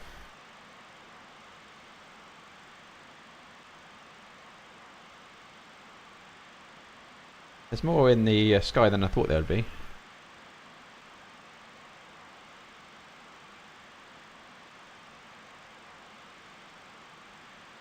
Nordic 37 Alpha, contact Copenhagen, control 119.43. Contact Copenhagen Control 119.43, Nordic 37 Alpha, bye-bye. Yeah, it's good to take risks with these aircraft and we can have fun and learn them together, absolutely. Rolling 32 Sierra Romeo, flight level 340. Rolling 32 Sierra Romeo, Bremen radar, We can learn from each other. Just, you know, those little bits there, that wing key I've mentioned today, things with the flap detent, the takeoff power, yeah, just that little switch we forgot with the air earlier, you know, little things like that. We think, oh, next time you fly this plane, it'll be much easier because of that. It'll be a bit more realistic. Handling failures in this aircraft, I mean, that'll be a whole different ball game. And you know, if I was to start studying this aircraft, I'd be taking it into the circuit because that's your base of training, learning how to handle the aircraft in the circuit. And then moving into things like your engine failure on takeoff, how would you handle that in the MD-82?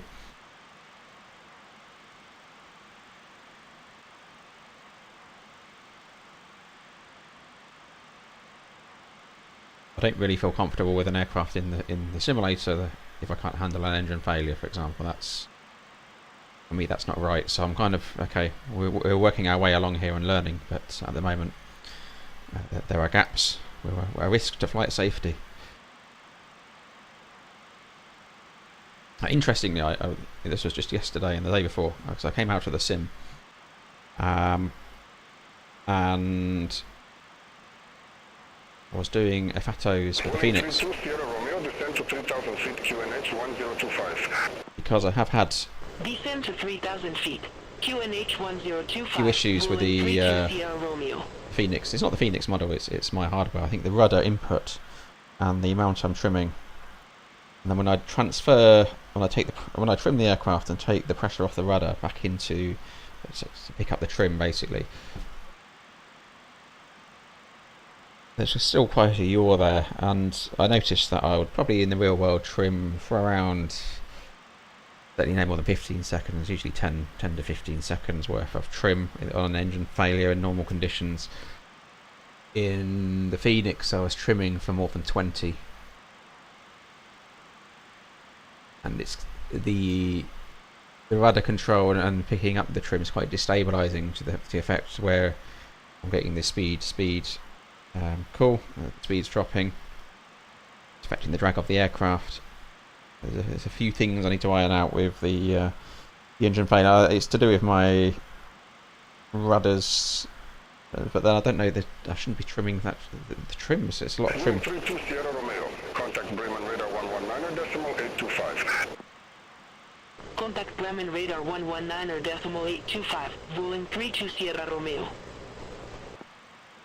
Chris, can I do a video on how to set up a circuit in the MCDU? Yes, I can do that. I have done that on live stream, so there is a live for visual circuits. I'm not sure, I can't recall how much I went into the MCDU setup. I think I did it from the gate though, from cold and dark, from memory. Blue 326 Foxtrot, contact Copenhagen control 119.43. Have a good day. There is a visual circuits live stream somewhere out there. Contact Copenhagen control 119.43. Blue Med 326 Foxtrot. And we actually became not visualised, I remember on that stream. We had live weather on, and we went to France and thinking we're having fantastic weather, and the visibility dropped. We had heavy rain showers, and there were occasions really where we shouldn't have been proceeding with our landings, but it was all good fun. These are things you can do in the sim. So.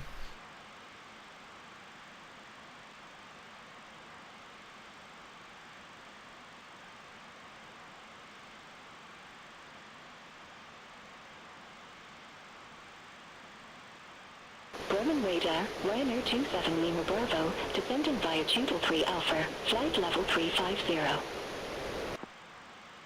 Ryanair 27, Lima Bravo, Bremen radar identified.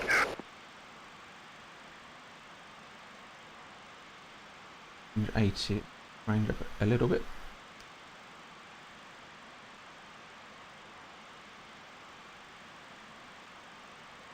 Very small screen, isn't it? This is really the early days, the first glass we see in the cockpit. This is sort of this age of aircraft, isn't it?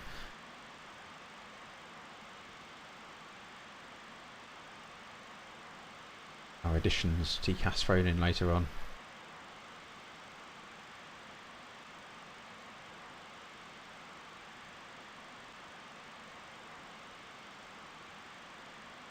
Get some fancy screens and you stick one of these in front of it. So.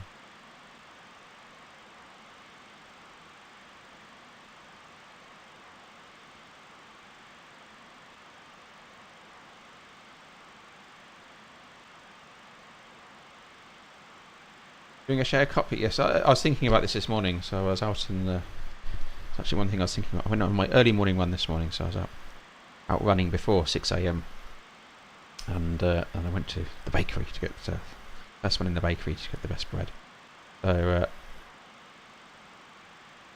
and I was thinking about this on my walk there, shared cockpit.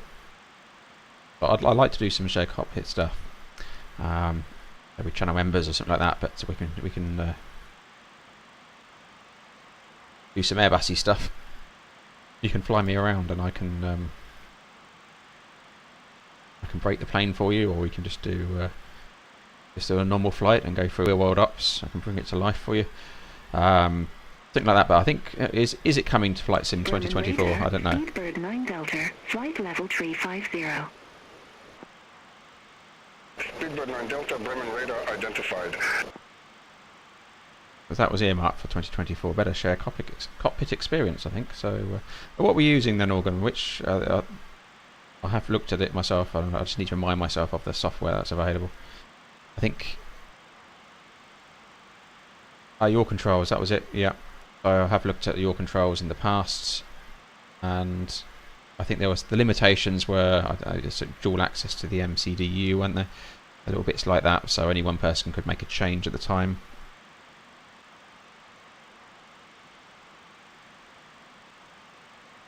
But I'm sure that technology, even without Flight Sim 2024, is coming on, isn't it? It's going to be improving all the time.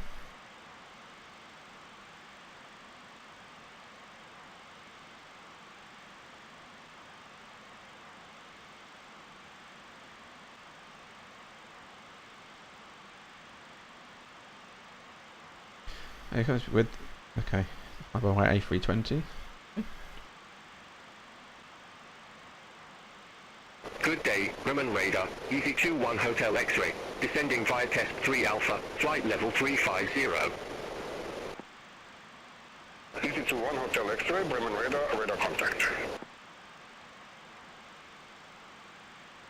Awful with the fly-by-wire, but no issues with the Phoenix. Okay, I would have thought it might be the other way around, but Well, that's good. Steady level aircraft.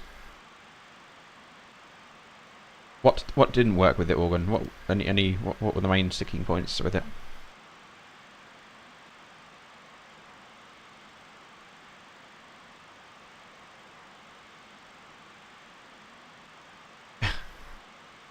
Take off, you're upside down on the end of the taxiway. Right. It does need to be explored. I mean, we have also got the Discord and our chat rooms as well we can use to help us through these scenarios.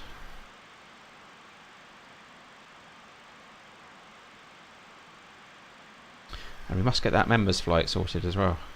Something on the list of things to do. Bremen radar, Air Canada 828 Heavy, descending via Test 3 Alpha, flight level 390.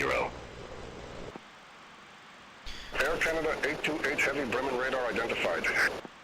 With the Phoenix organ, was there anything with the MCDU? It wasn't functional. Expect Judo 3 Alpha, runway 0 for left, Speedbird 9 Delta. Speedbird 9 Delta, descend to 3,000 feet, QNH 1026. Descend to 3,000 feet, QNH 1026, Speedbird 9 Delta.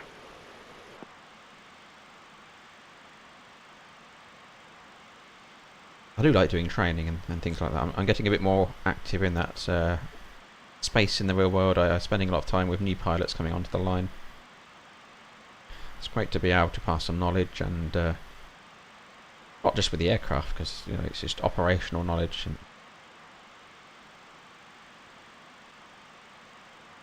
how we conduct a flight, what to look out for at certain airports, all those little things.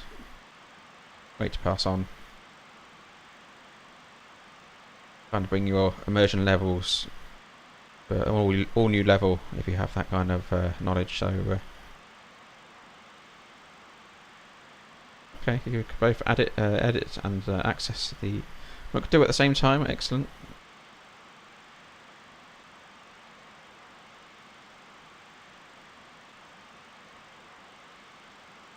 The traffic on the TCAS whizzing around over there. There he is, a contrail out there.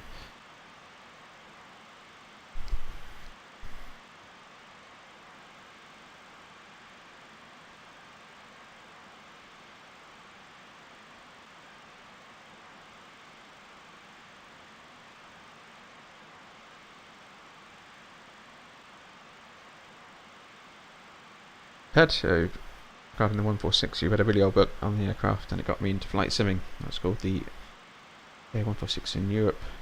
Oh no, okay. From the Flight Deck series. I'm pretty sure I got a From the Flight Deck series book. My childhood.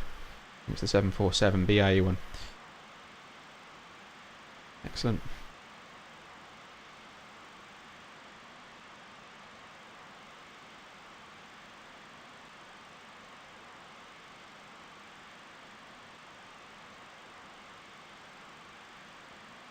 Let's put some airports on here. Trying to boost my situational awareness here, where we actually are.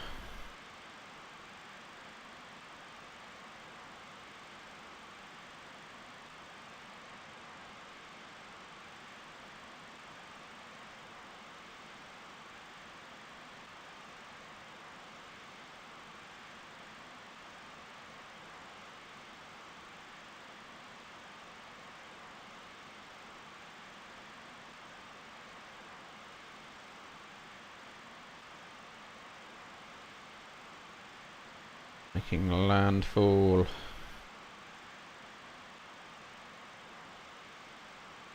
Over Germany. Shortly crossing into Netherlands. I think we're crossing Amsterdam as part of this journey.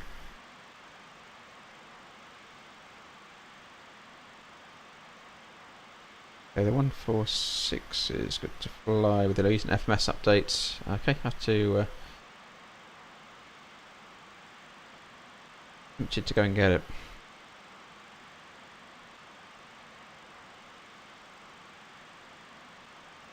Separate profile for the controls. Okay, for the Phoenix.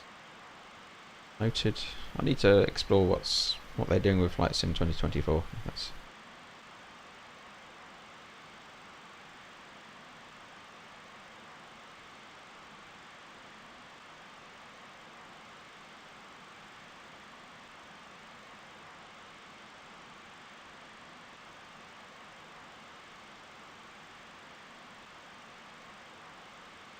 route over the Netherlands, over Amsterdam, and then it's time to come down with the Logan 2 hotel.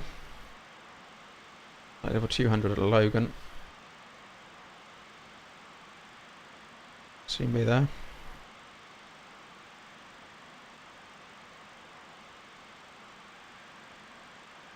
Trying to think of uses for this in the cruise.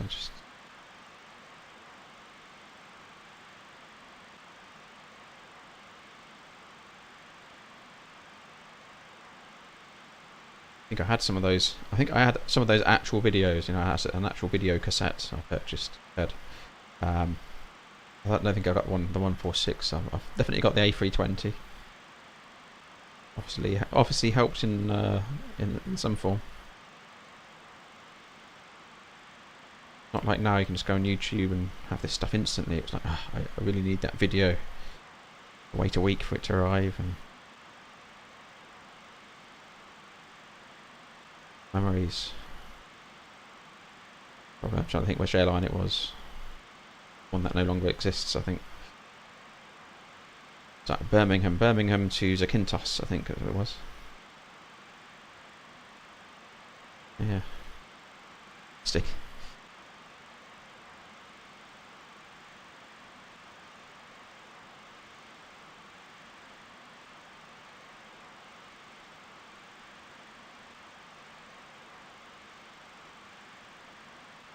Also, could you create a self-promotion channel on your server? Don't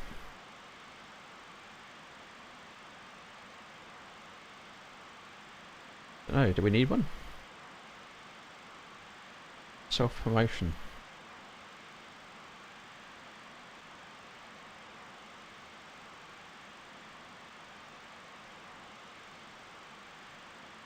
I might open up links. I think there's a few people trying to post links and things. I might just speak to my bot and see if we can sort the links out.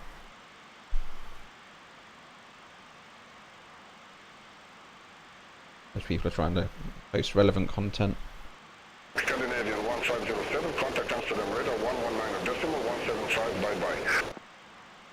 Contact Amsterdam radar 119.175, bye-bye, Scandinavian 1507.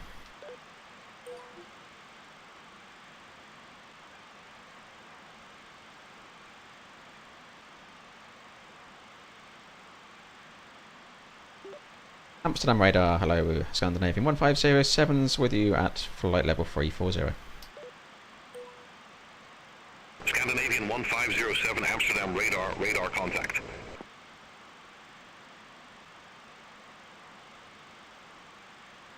So ground speed of 434 knots, so we're at Mach decimal 754. We're a little bit slower than the Airbus. It's got its ceiling of 370, so it just kind of feels like these engines do suffocate a little bit up at this height.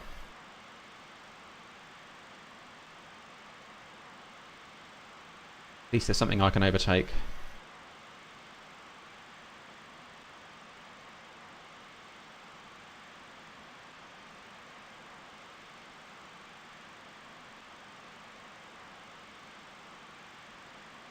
Yeah, there's lots of content at our fingertips, Winky. Very, very true.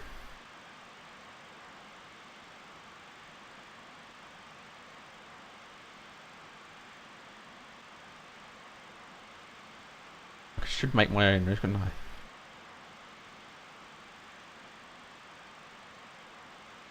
But some pilots effectively do, but it depends on the airline, social media policies and so forth.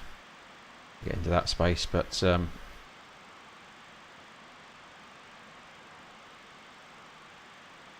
of the free content some pilots post is as good, I guess.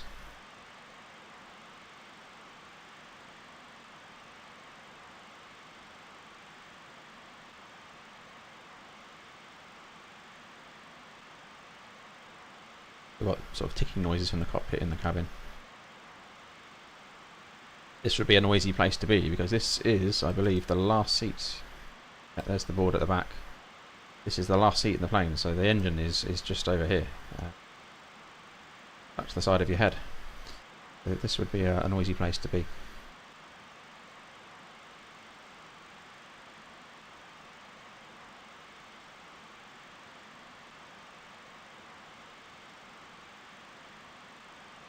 Outside, so that's right. Is it the last? No, it can't be. Does it not let us sit? Maybe it doesn't let us sit beyond that. The actual seats. Let me go back in. Go for a walk.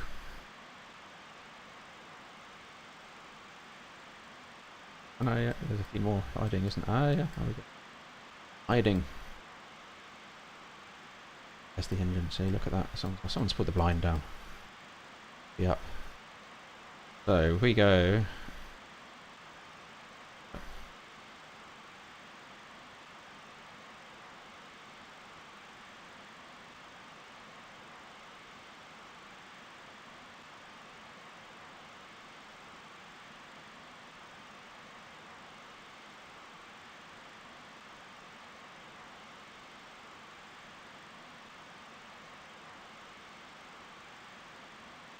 YouTube algorithm has dumped you because you think you have so much homework you can't create much content. I don't think it does, Organ, from experience. I mean, I've had quieter times on the channel where I've been busy with work and other things going on in life. If you come back, I think I had a bit of a quieter period just before the summer. It just comes back to life again if you post the right things, the things people want, and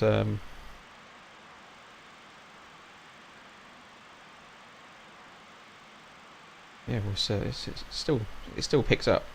I don't think it dumps you. Happy to have the plane, Chris. No problem. Might be back before we land. If not, see you on the ground. Yeah, thanks, Chris. Thanks for joining. Have a good day. If not, we don't see you, and we'll catch you on the next one. Yeah, the YouTube algorithm is an interesting thing. I've learned a lot about what makes that tick. But I don't lose any sleep over it, to be honest with you.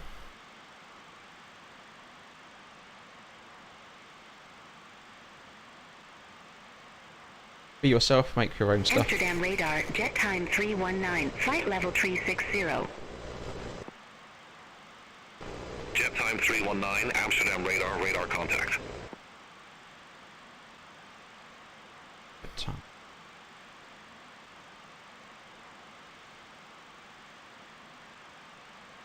Right, let me have a look at some. We haven't really done a lot in terms of checklist activity. Let's have a look at my extended checklist, expanded checklist. Sorry.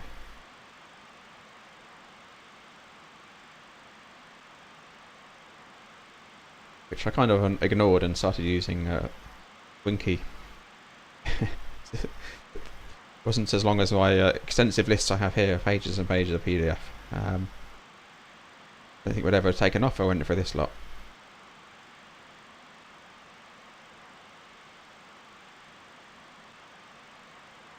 Mission A or B.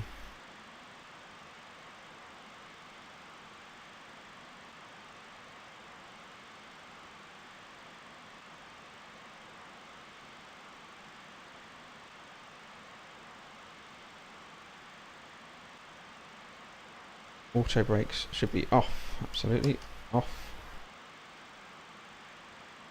At the moment, we'll set those, we'll look at that shortly. TRC climb, FMAs, EPR.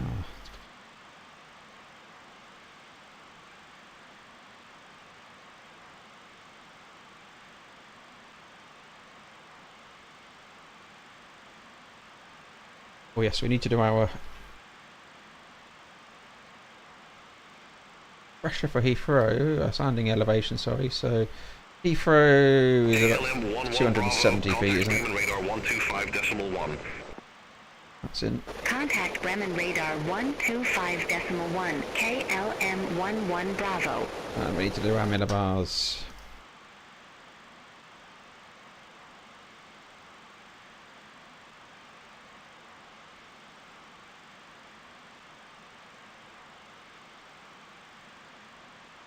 And then rate knob to 2.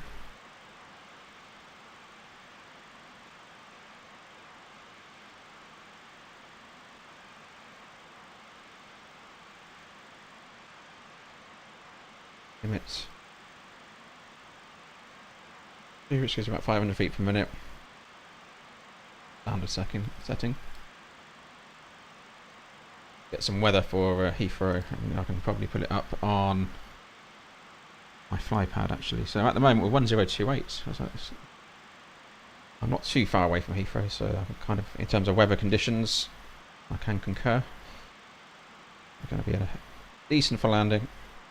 There we go. 1024.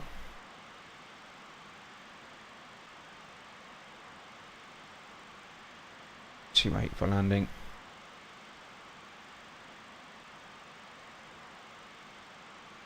Amsterdam radar, Speedbird 391, flight level 215. Okay, that's that bit set. Speedbird 391, Amsterdam radar contact.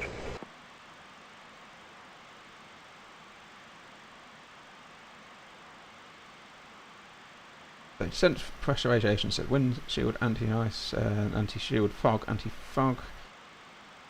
Pumps are high. Indicated brake temperatures below 150 degrees. Overheat lights out. And it's landing data crew briefing. Okay.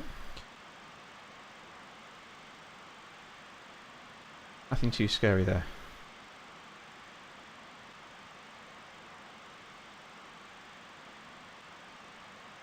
Yeah, I can imagine those engines would be ear-splittingly loud next to it. It's very strange having to sit next to something that's a bit too dangerous. Where it's just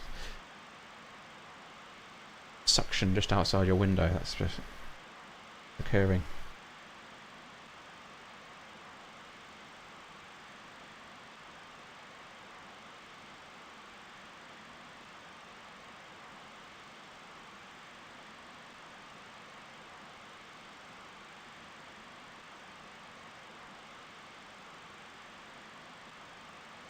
E37 for landing.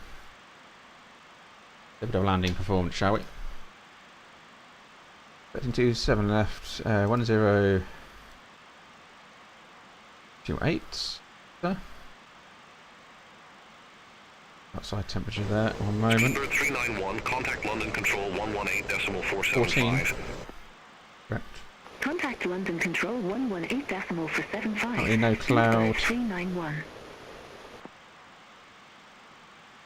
Refs 5 knot, that's the standard. Auto brake. We'll use medium auto brake. Let's retry that. Wind is 230 at 7.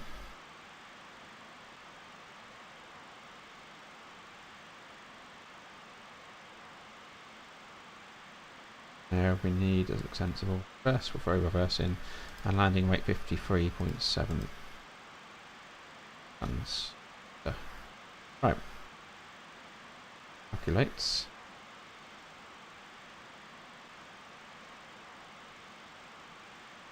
VREF flaps 28 135.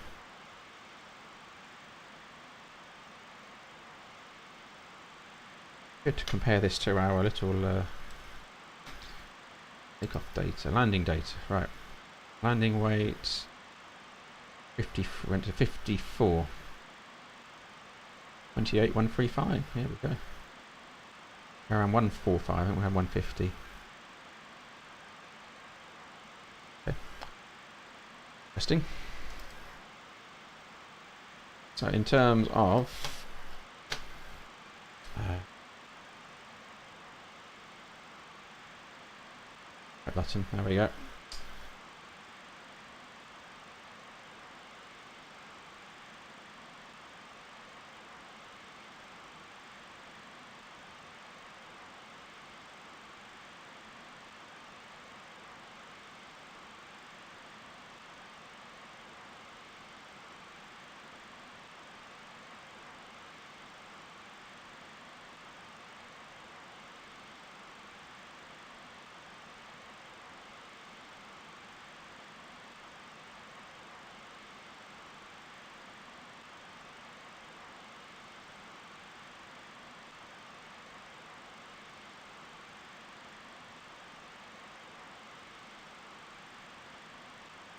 Ted, I don't think we do links at the moment. But leave it with me. I'll sort links out.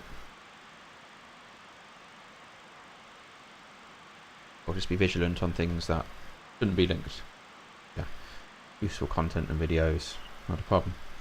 Where do we put in our approach information into this thing? Where's Winky? So, my approach speeds. Auto.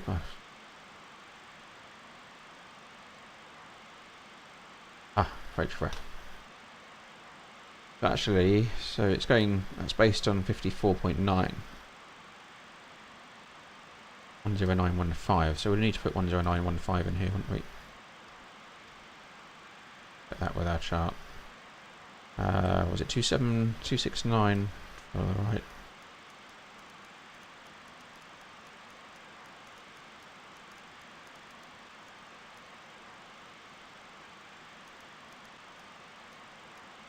Good Winky.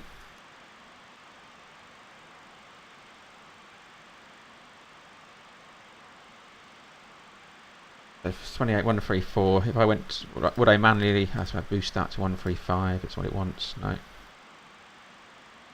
It's just saying that that's it, is it? That based on what you've got.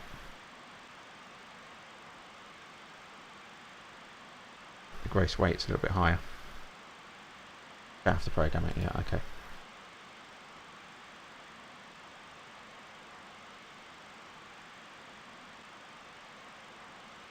So we bug speed, don't we? So we would select speed on approach 134. Leave the auto throttle in until landing. Select reverse. The auto throttle comes out, is my understanding.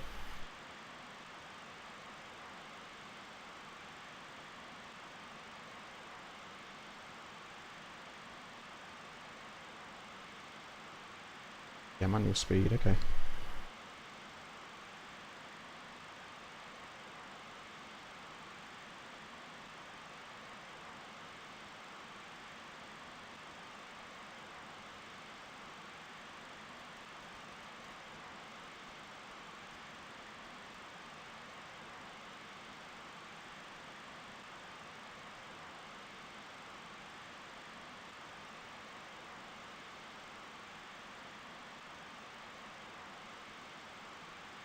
We change that to 54.8, which it thinks it may be.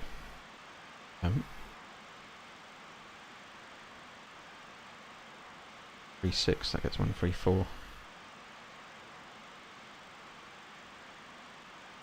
I'll go the middle of the two. We'll go 135. We can bug 135. Right. We'll just passed Amsterdam, have we? Thereabouts. There's Schiphol down there behind us. Oh. So we're just crossing over. We're going to have a top of descent very shortly. Maybe I could see more. Does this... How helpful is this with top of descent, Winky? Is there anything that's ranged down a bit?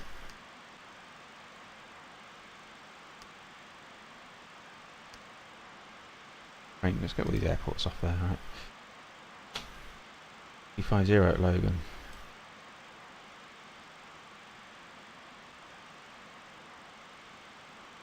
TOD. Good to see it there.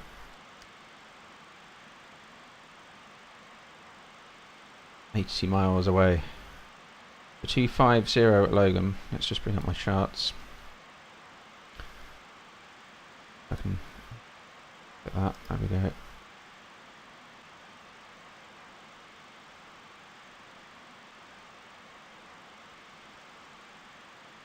Oh.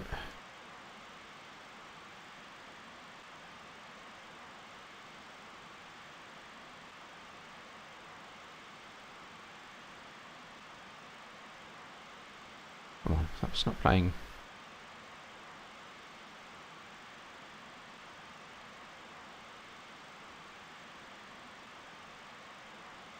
E. As I press the next L, I don't get anything, it disappears. Okay. 319, contact Brussels Control 125.0. Contact Brussels Control 125.0, jet time 319.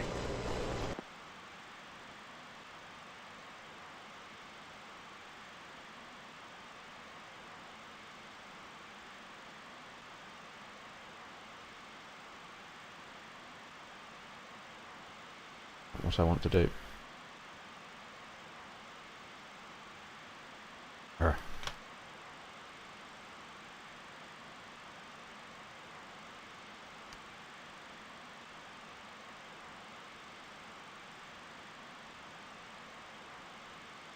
Let me bring this up on my pad. The Logan Asuga Hotel 250 hard restriction 160 Sabre.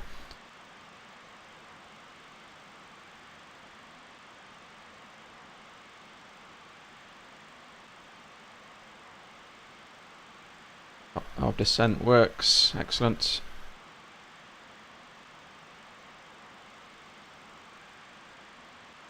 What do we do with this thing on landing? It's just in the way.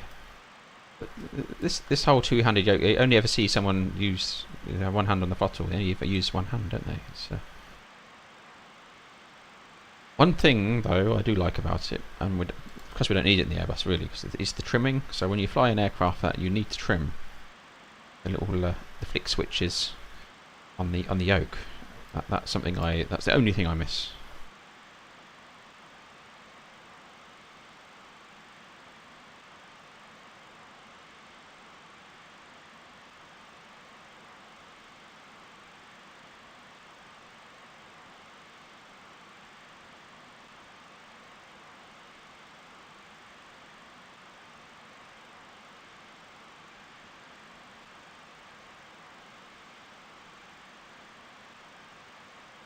Really, I'd like to go and tune the Asus up and listen to it. I could. We're on.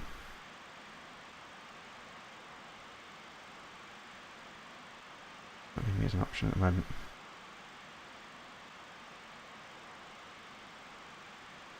Nav can be a bit rough, less precise, so you need to keep an eye on it. Okay, we'll keep an eye on it, Winky. You can keep an eye on it. We'll look out the window.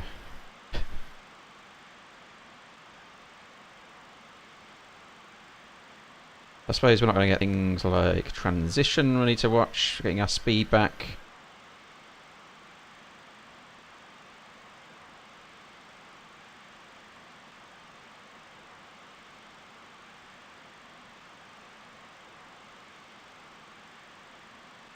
We'll have beyond, we may get strange beyond ATC vectors, we'll see what that does to us.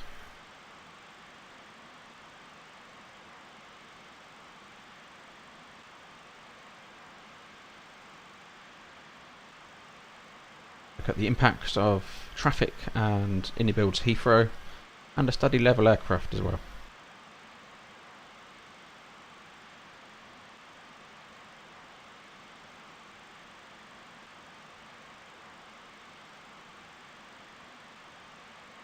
I'm going to put this into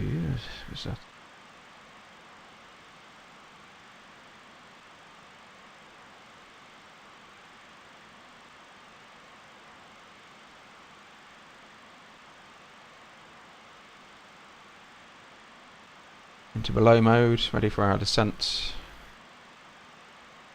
Arguably, depending on your stops, it could have been there already in case of a depressurization.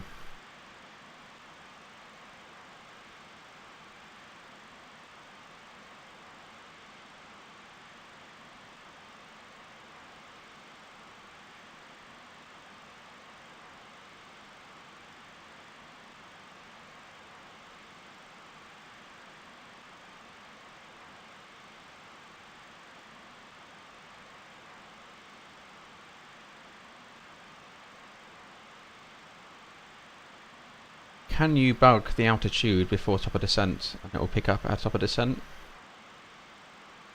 on VNav, or some aircraft do allow you to do that? Just in the way. Okay, 40 miles top of descent, Zaman.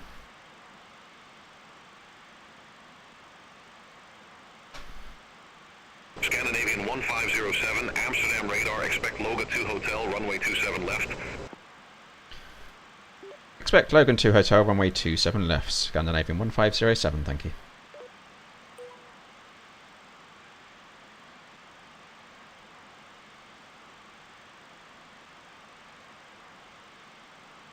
Okay, excellent. So in that case, though we don't miss it while we're chatting away, do I need to pull its arm?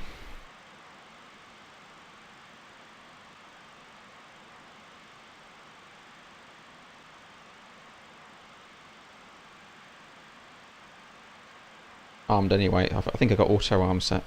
That's the one catch with the MD82. If you don't pull your altitude, that arm, it will just fly past.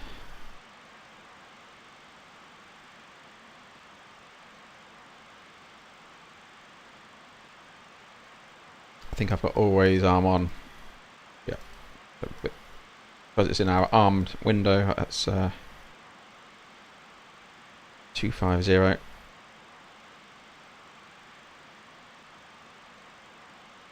Something adjust this heading like that.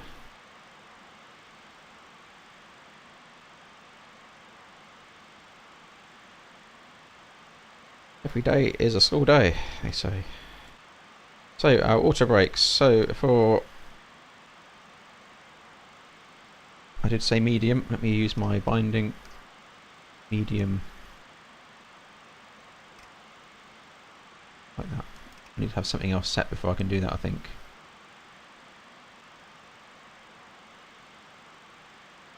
Memory. Need to be more configured than we are now for an approach.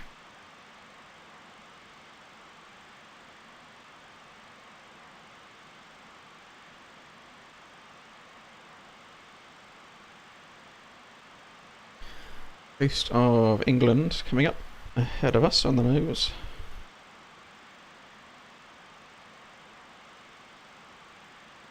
Flaps 11. Okay, thank you, Winky. Scandinavian 1507, Loga 2 Hotel, runway 27 left. Report ready for descent. Logan 2 Hotel, runway 27 left. Will report ready for descent. Scandinavian 1507. Scandinavian 1507, descent to flight level 250. Descend flight level 250, Scandinavian 1507. Wasn't ready. Give me a few more miles, I'm ignoring you.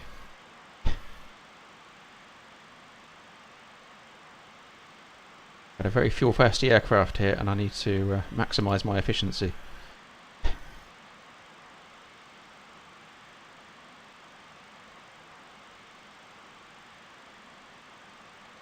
Yes, the dialer flap. Dialer flap.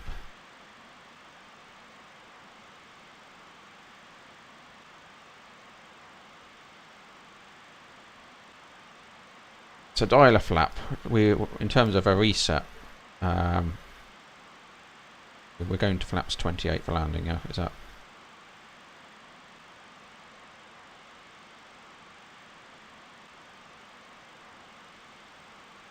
Do not use.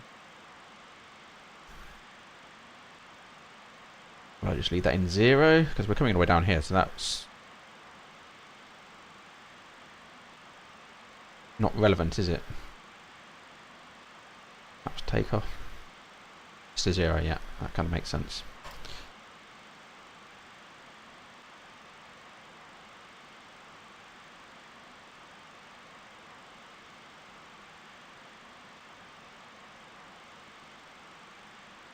Would I do it on this side as well, or not?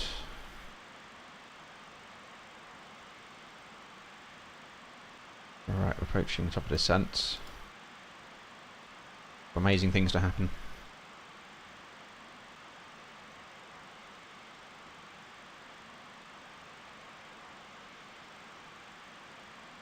Yeah, okay.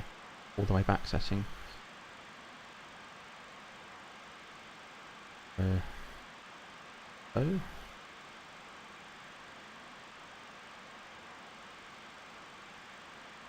Oh. Oh, throttles are retarding. We are in descent. Go top of descent.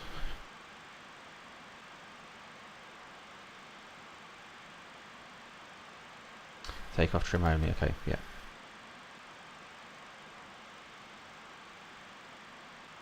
Makes sense. Okay, we're doing things. We're going down.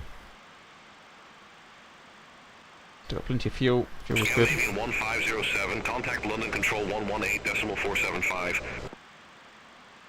Contact under control 118.475. Scandinavian 1507.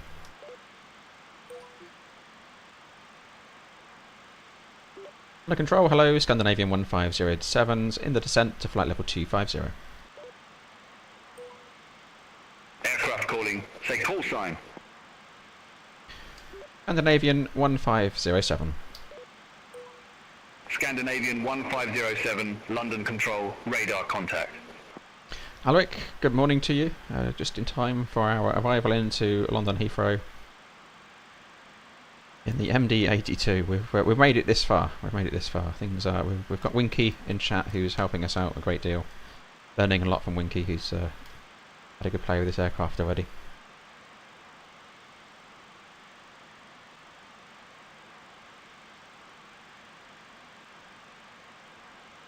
But we need to rebug our bugs.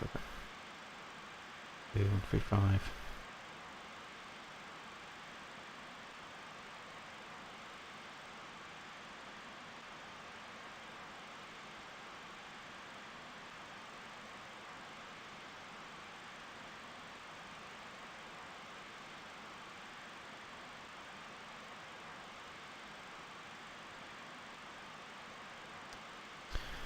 Done a little bit. 10 miles to Logan. 3,000 to go. Ending 2-2 a minute.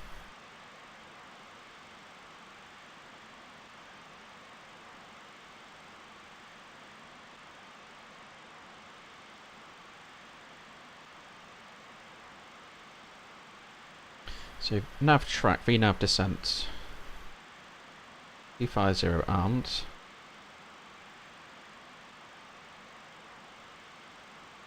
That's disappeared, so I suppose we're going into a VNav capture mode. Yeah, capture mode.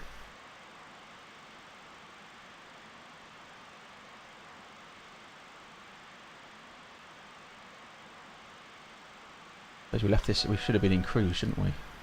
Done that. And go around is what we'd want. We just go around for our approach. Yes, you're just in time for potential impending doom, Alaric, of this MD-82 landing. Scandinavian 1507, descend to flight level 160. Descend flight level 160, Scandinavian 1507.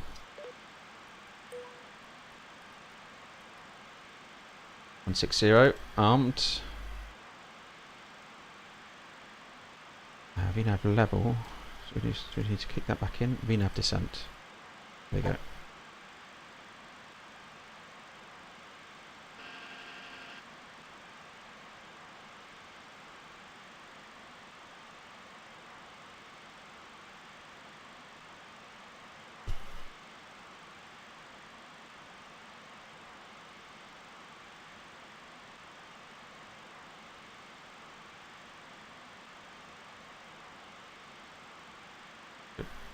Seven 0 is the next hard restriction at Lambourne. Do not proceed beyond Lambourne without ATC instruction. Standard. Here we'll get a shortcut from beyond ATC. Depending, of course, on the traffic situation. I can't hear a lot of traffic at the moment, so it'll be interesting to see what they put on the ground at Heathrow in terms of traffic.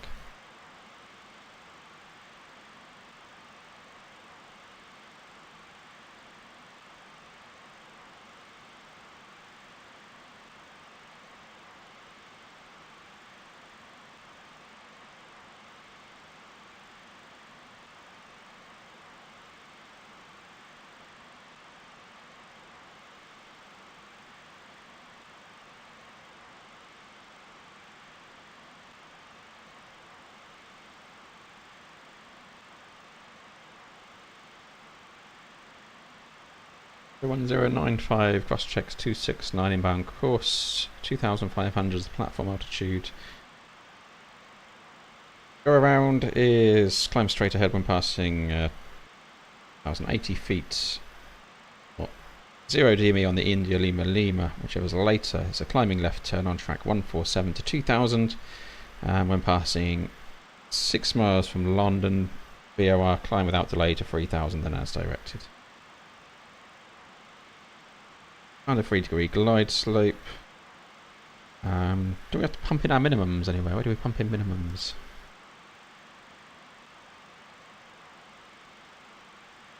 Minimums.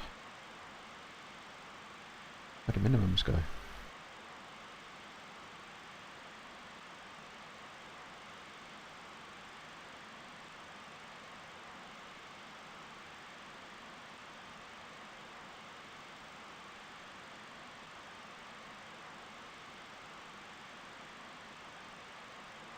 Now we're using it now, Alric. This is the injected traffic we're using. So we departed Copenhagen with traffic, and it's supposedly got traffic on now around us somewhere. So it's a bit quiet for Heathrow. The system did crash on us once, but that was before departure. Reloaded. So he's not going to make this restriction of 160 at Sabre. I think we're a little bit high. FMS idle with even after descent. Speedbird 13 Echo, contact Heathrow approach 134.9 @ 8. Contact Heathrow approach 13 @ 8. Speedbird 13 Echo. We did have premium voices on to start with. 1507, descend to flight level 070. Descend flight level 070, Scandinavian 1507. Wouldn't normally say 070, I'd say 70, but Beyond ATC wants that, so that's what we do. Now continuing down then, so that's armed.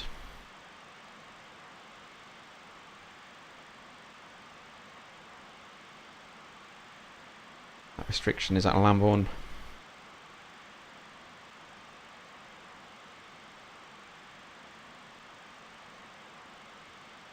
But yeah, V nav's leaving us a little bit high.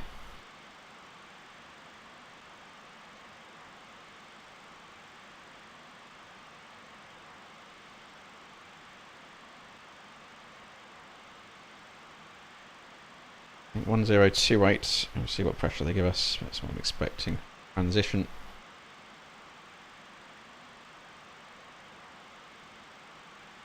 London Control, Speedbird 56 Hotel Romeo, through flight level 150 for flight level 180. Speedbird 56 Hotel Romeo, London Control, radar contact, climb to flight level 370. Climb to flight level 370, Speedbird 56 Hotel Romeo.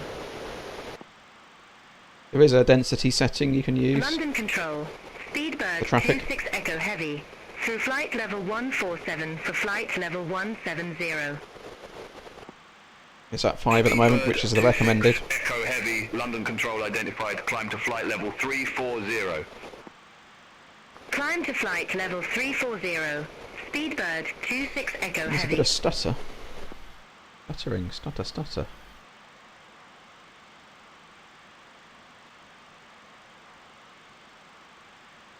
We're loading London in, but I'm really stuttery. Scandinavian 1507, contact Heathrow approach 134.9 @ 8. Contact Heathrow approach 134.9 @ 8, Scandinavian 1507. Heathrow approach, hello, Scandinavian 1507's with you, descending flight level 70. Scandinavian 1507, verify information India. Yeah, we haven't got it, but yeah. Information India confirmed, Scandinavian 1507. Scandinavian 1507 Heathrow approach. Good day QNH 1028. Expect the ILS runway 27 left with the Lambourne VOR transition. QNH 1028, expect the ILS 27 left with the Lambourne transition, Scandinavian 1507. Scandinavian 1507 cleared direct Lambourne. Cross Lambourne at or above flight level 070, cleared ILS, runway 27 left. Direct Lambourne, cross Lambourne at or above flight level 070, cleared ILS 27 left, Scandinavian 1507. Cleared me for the ILS already. By self-vector. If I get nothing at Lambourne, I'm going to vector myself in.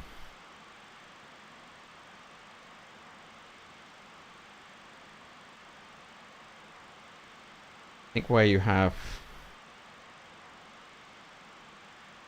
approaches which where you've got route discontinuities basically in the built-in, it becomes a bit problematic. Expect radar vectors, ILS runway 05 center. Expect radar vectors. ILS runway 05 center. Speedbird 406 Lima.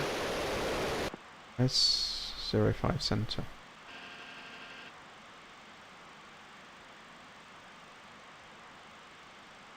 Right, passing 10, let's get some seatbelts on. Well, they've been on all the time, so that's for safety reasons, because we don't know what we're doing. I don't. Get some wing lights on, shall we? Its performance is deteriorating a little bit here with the computer, so we need to keep an eye on that. A little bit.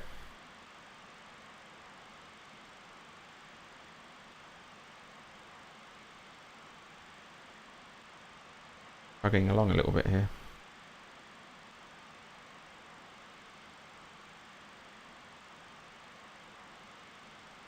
Strange because it can handle Phoenix, deal with that no problem. London fly into regularly.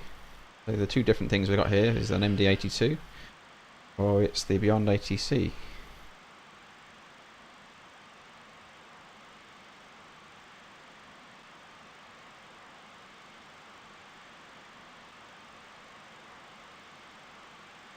Right, it's nosediving us. 97 Hotel Bravo, good day. Flight level 095 with information India. Air France 97 Hotel Bravo, Heathrow approach, QNH 1028, expect radar vectors for ILS runway 27 left. Right, we're at Lambourne. QNH 1028. Mind you, we've got a path in to follow, which is the, so it's not a discontinuity. Air France 97 Hotel Bravo, turn left heading 315. Turn left heading 315 Air France 97. Again, missed our altitudes hold. Well, it's at or above, but by the charts we missed it. By the FMS. Not happy with this performance.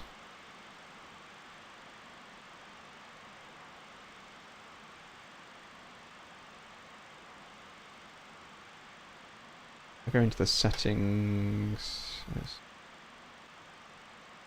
Layer of density. Premium characters are down to 2,200 from 15,500 for this flight. Beyondatc.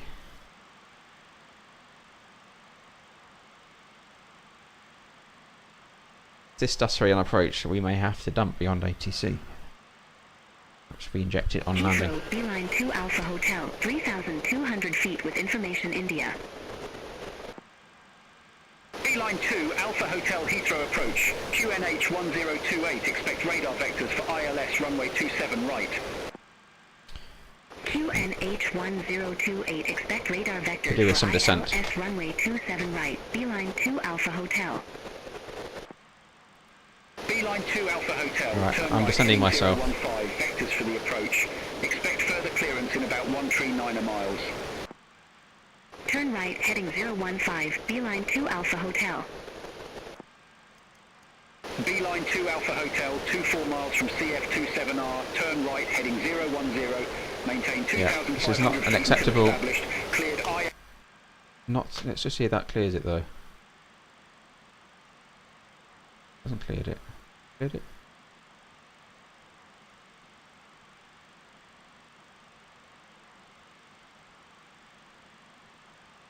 Better.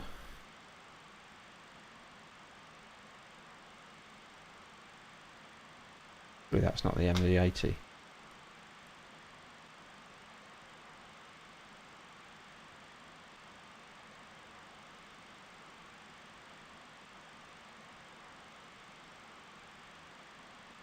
Surely not.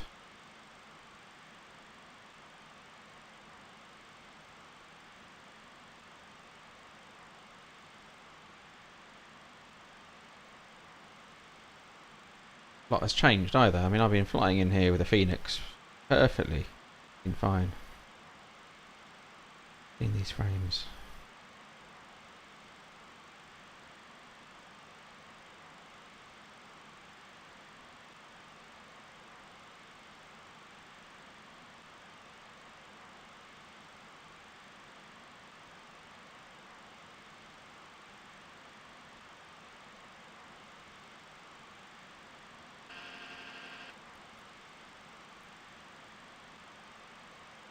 We can do with coming back on the speed now, can't we? So, speed.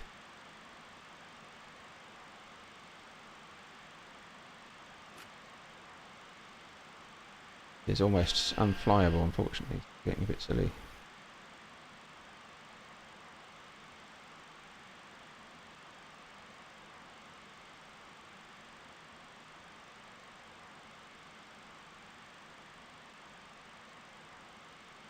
The world updates. Have you flown since that? I mean, we are loading in London, I get it, but I've been here since.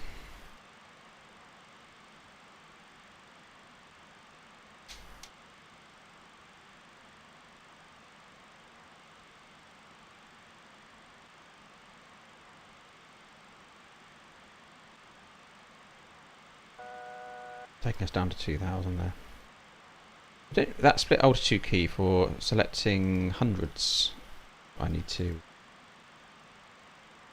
sort out. Let's range down.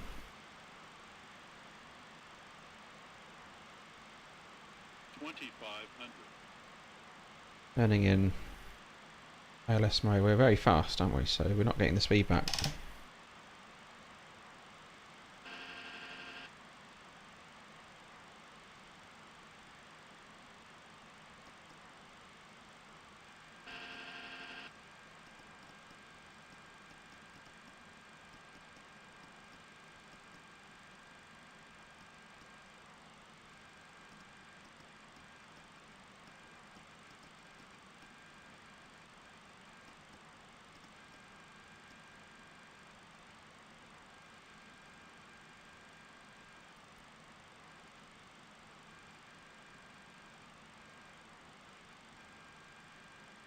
Oh, tab and scroll. Okay. Interesting. Tab and scroll next time.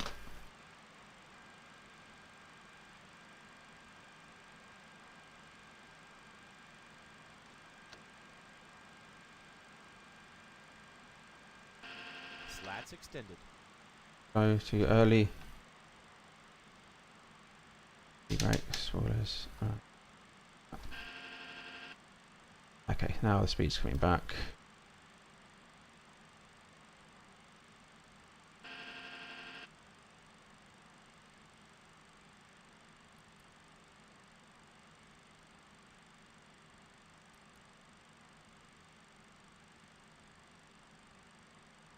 We cap the ILS.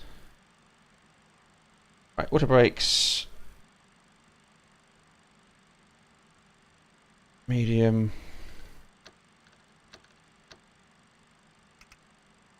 Flaps 15.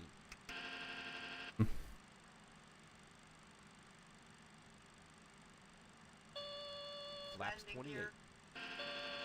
Landing gear. That. Getting a bit laggy, isn't it? It's not good. Gear down. 3 green.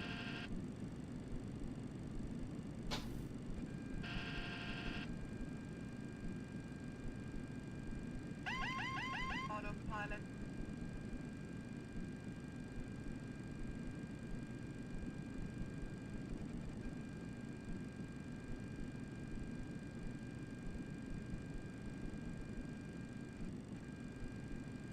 Yeah, very laggy. Disappointing.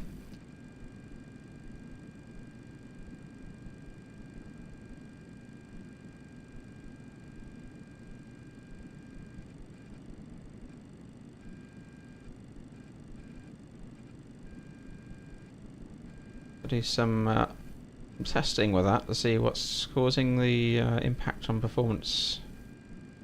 I get that I'm streaming. I'm flying in one of the worst places in the world, I guess, on the Microsoft Flight Simulator with a heavy scenery and a study level aircraft. But it's been done before, so the old ATC came off.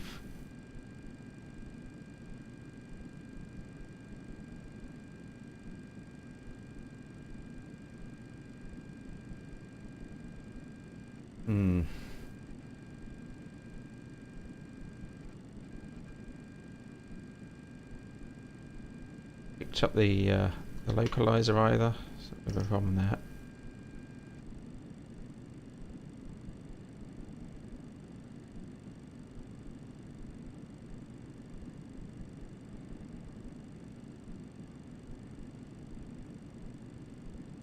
Really laggy, really laggy. It's a shame, it is a shame, Winky, you're right.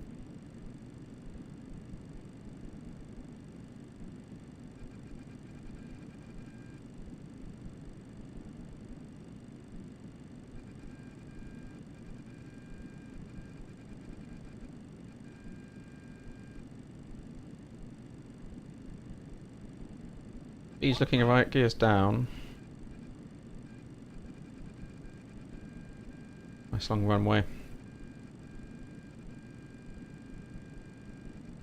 2 whites, 2 reds. 3 reds now, a little bit low.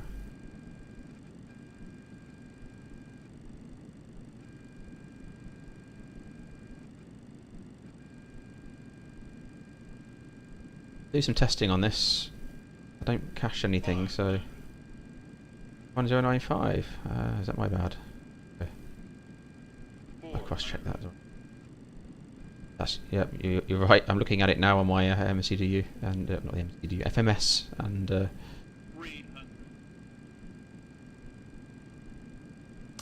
yeah. Simple errors. 200.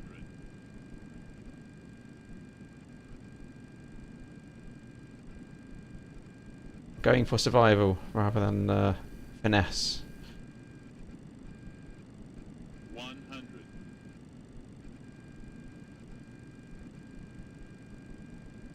50. 40. 30. 20. 10.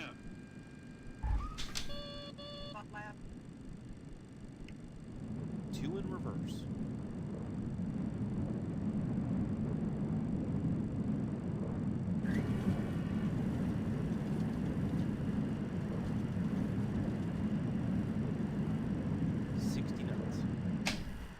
Lights out.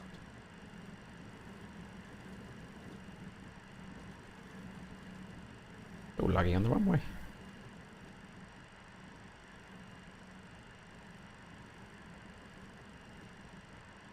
That's a serious performance hit. Something is not right, is it? Right.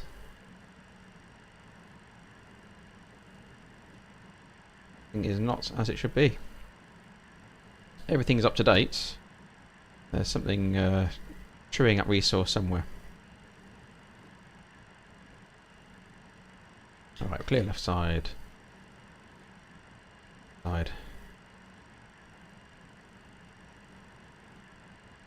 We're alive, and we're in Heathrow, where we should be. There's some little quirks there, which obviously well, put in the wrong ILS frequency, and there you go this way. We have 2 pilots cross-checking everything, but up to Terminal 2. Landing lights, they can come up. That flaps up. We'll probably have to go and play with the slats in a moment, because they're not on the binding. Or did it go up this time? Let's have a look. Yep, we're all up.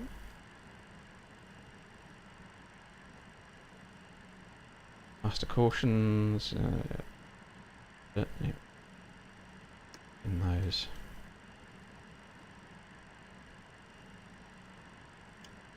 Directors can come off. A bit of APU going.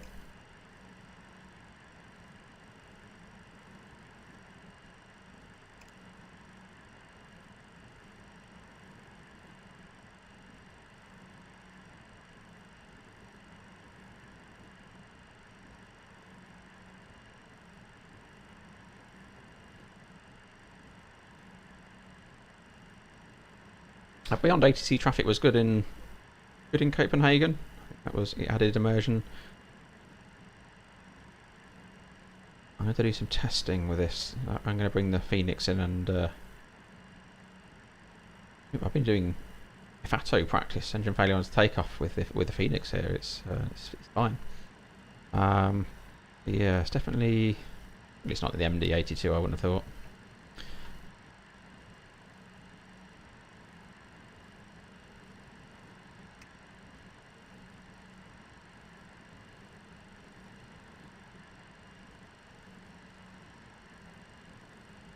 Radar off.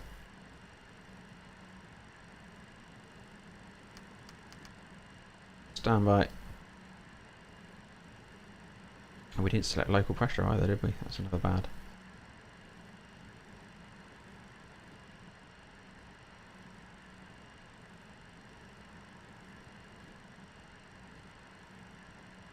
Lots to do, and lots of common bits built into systems with the Airbus, which I would have reminders for, and you can just see and appreciate the advancements in tech and how it helps us in the real world in terms of operating the Airbus, a modern aircraft.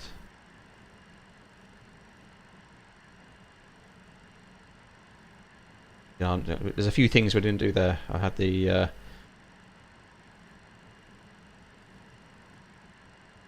distraction of dealing with our poor performance. I think they're just trying to fluff that one out and my focus off the approach. It's still sussing heavily now. I'm going to do a bit of background checking on this.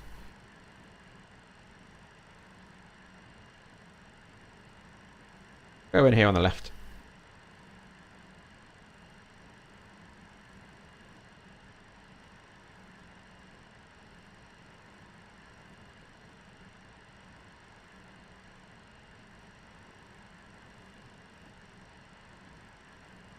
Nonetheless, we did make it in not an Airbus.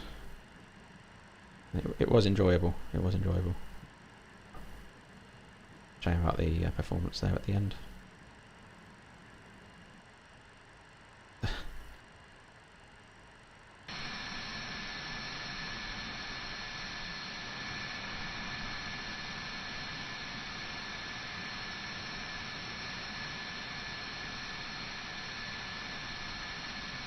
Yeah, I'm definitely appreciating the differences.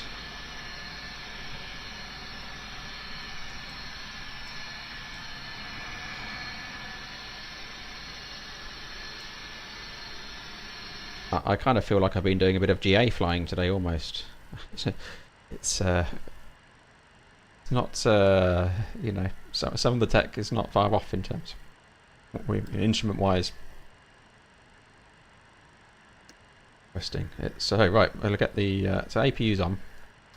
We can get that on. Right, don't touch that. Right.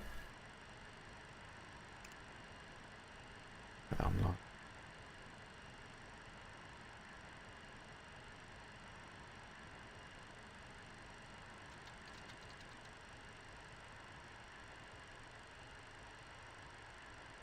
I didn't have a go around power selecting either. All these little things to learn. I think I learned a lot from that, mostly from Winky, so thank you very much, Winky. Good to have somebody who knows the aircraft. It does save a lot of time having to read through manuals and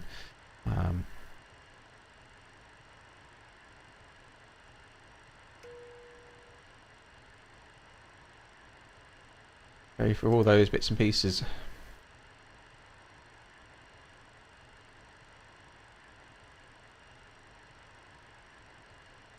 Ways to sort this out. So yeah, it's it takes so little nuggets there. The takeoff power setting, the tab for adjusting the altitude in hundreds, all those little things. But we took this aircraft out tomorrow. We've learnt from a lot of the things we've made mistakes on today. Performance is obviously a big factor, so apologies for that. I need to go and work out what's going on there. But that aside,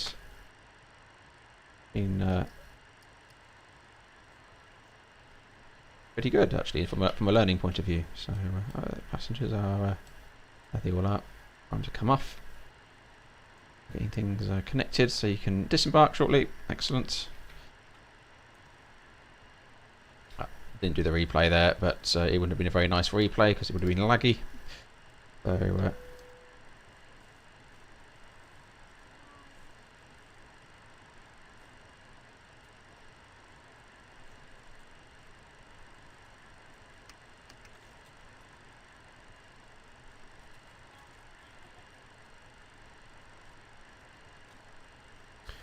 when we shut down,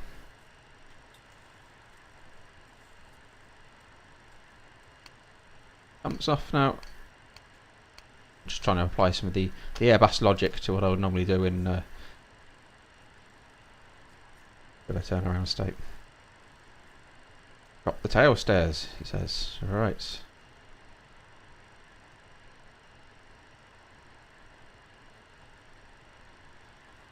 I had a problem with this. I was pressing things on this yesterday and it wasn't working. Is it because I got the beacon on?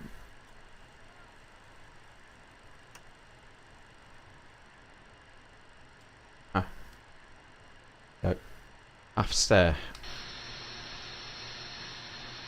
A little bit of a jump there.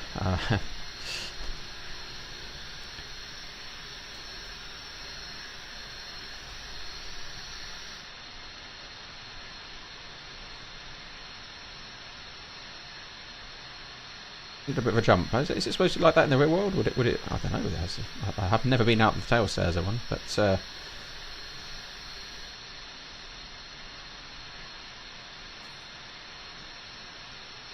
couple of suitcases under it will be fine. Well, there we go. We're in London Heathrow. Thank you for joining me. I'm going to go and investigate these performance issues. I might get the Phoenix out. It's been great to try another aircraft, and we'll get into Discord and see which one we're going to fly next. We'll of course continue the 320 ops as well. That's the core of the channel, and the knowledge I can provide there. So it's where I give the most. But it's fun to do these. You do learn a lot. I've learned a lot from flying this one today.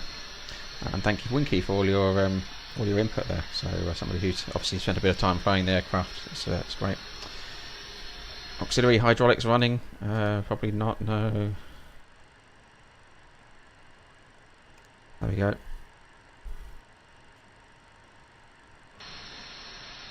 Ah, so there we go, right. So that sorts that out. There we go, look.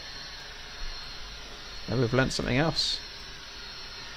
So there's auxiliary hydraulics, and there it goes. You've got your six. Shows the level of detail it's modelled to, doesn't it? It's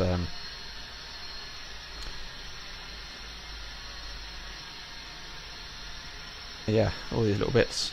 Very yeah, system wise, you can just tell this aircraft is.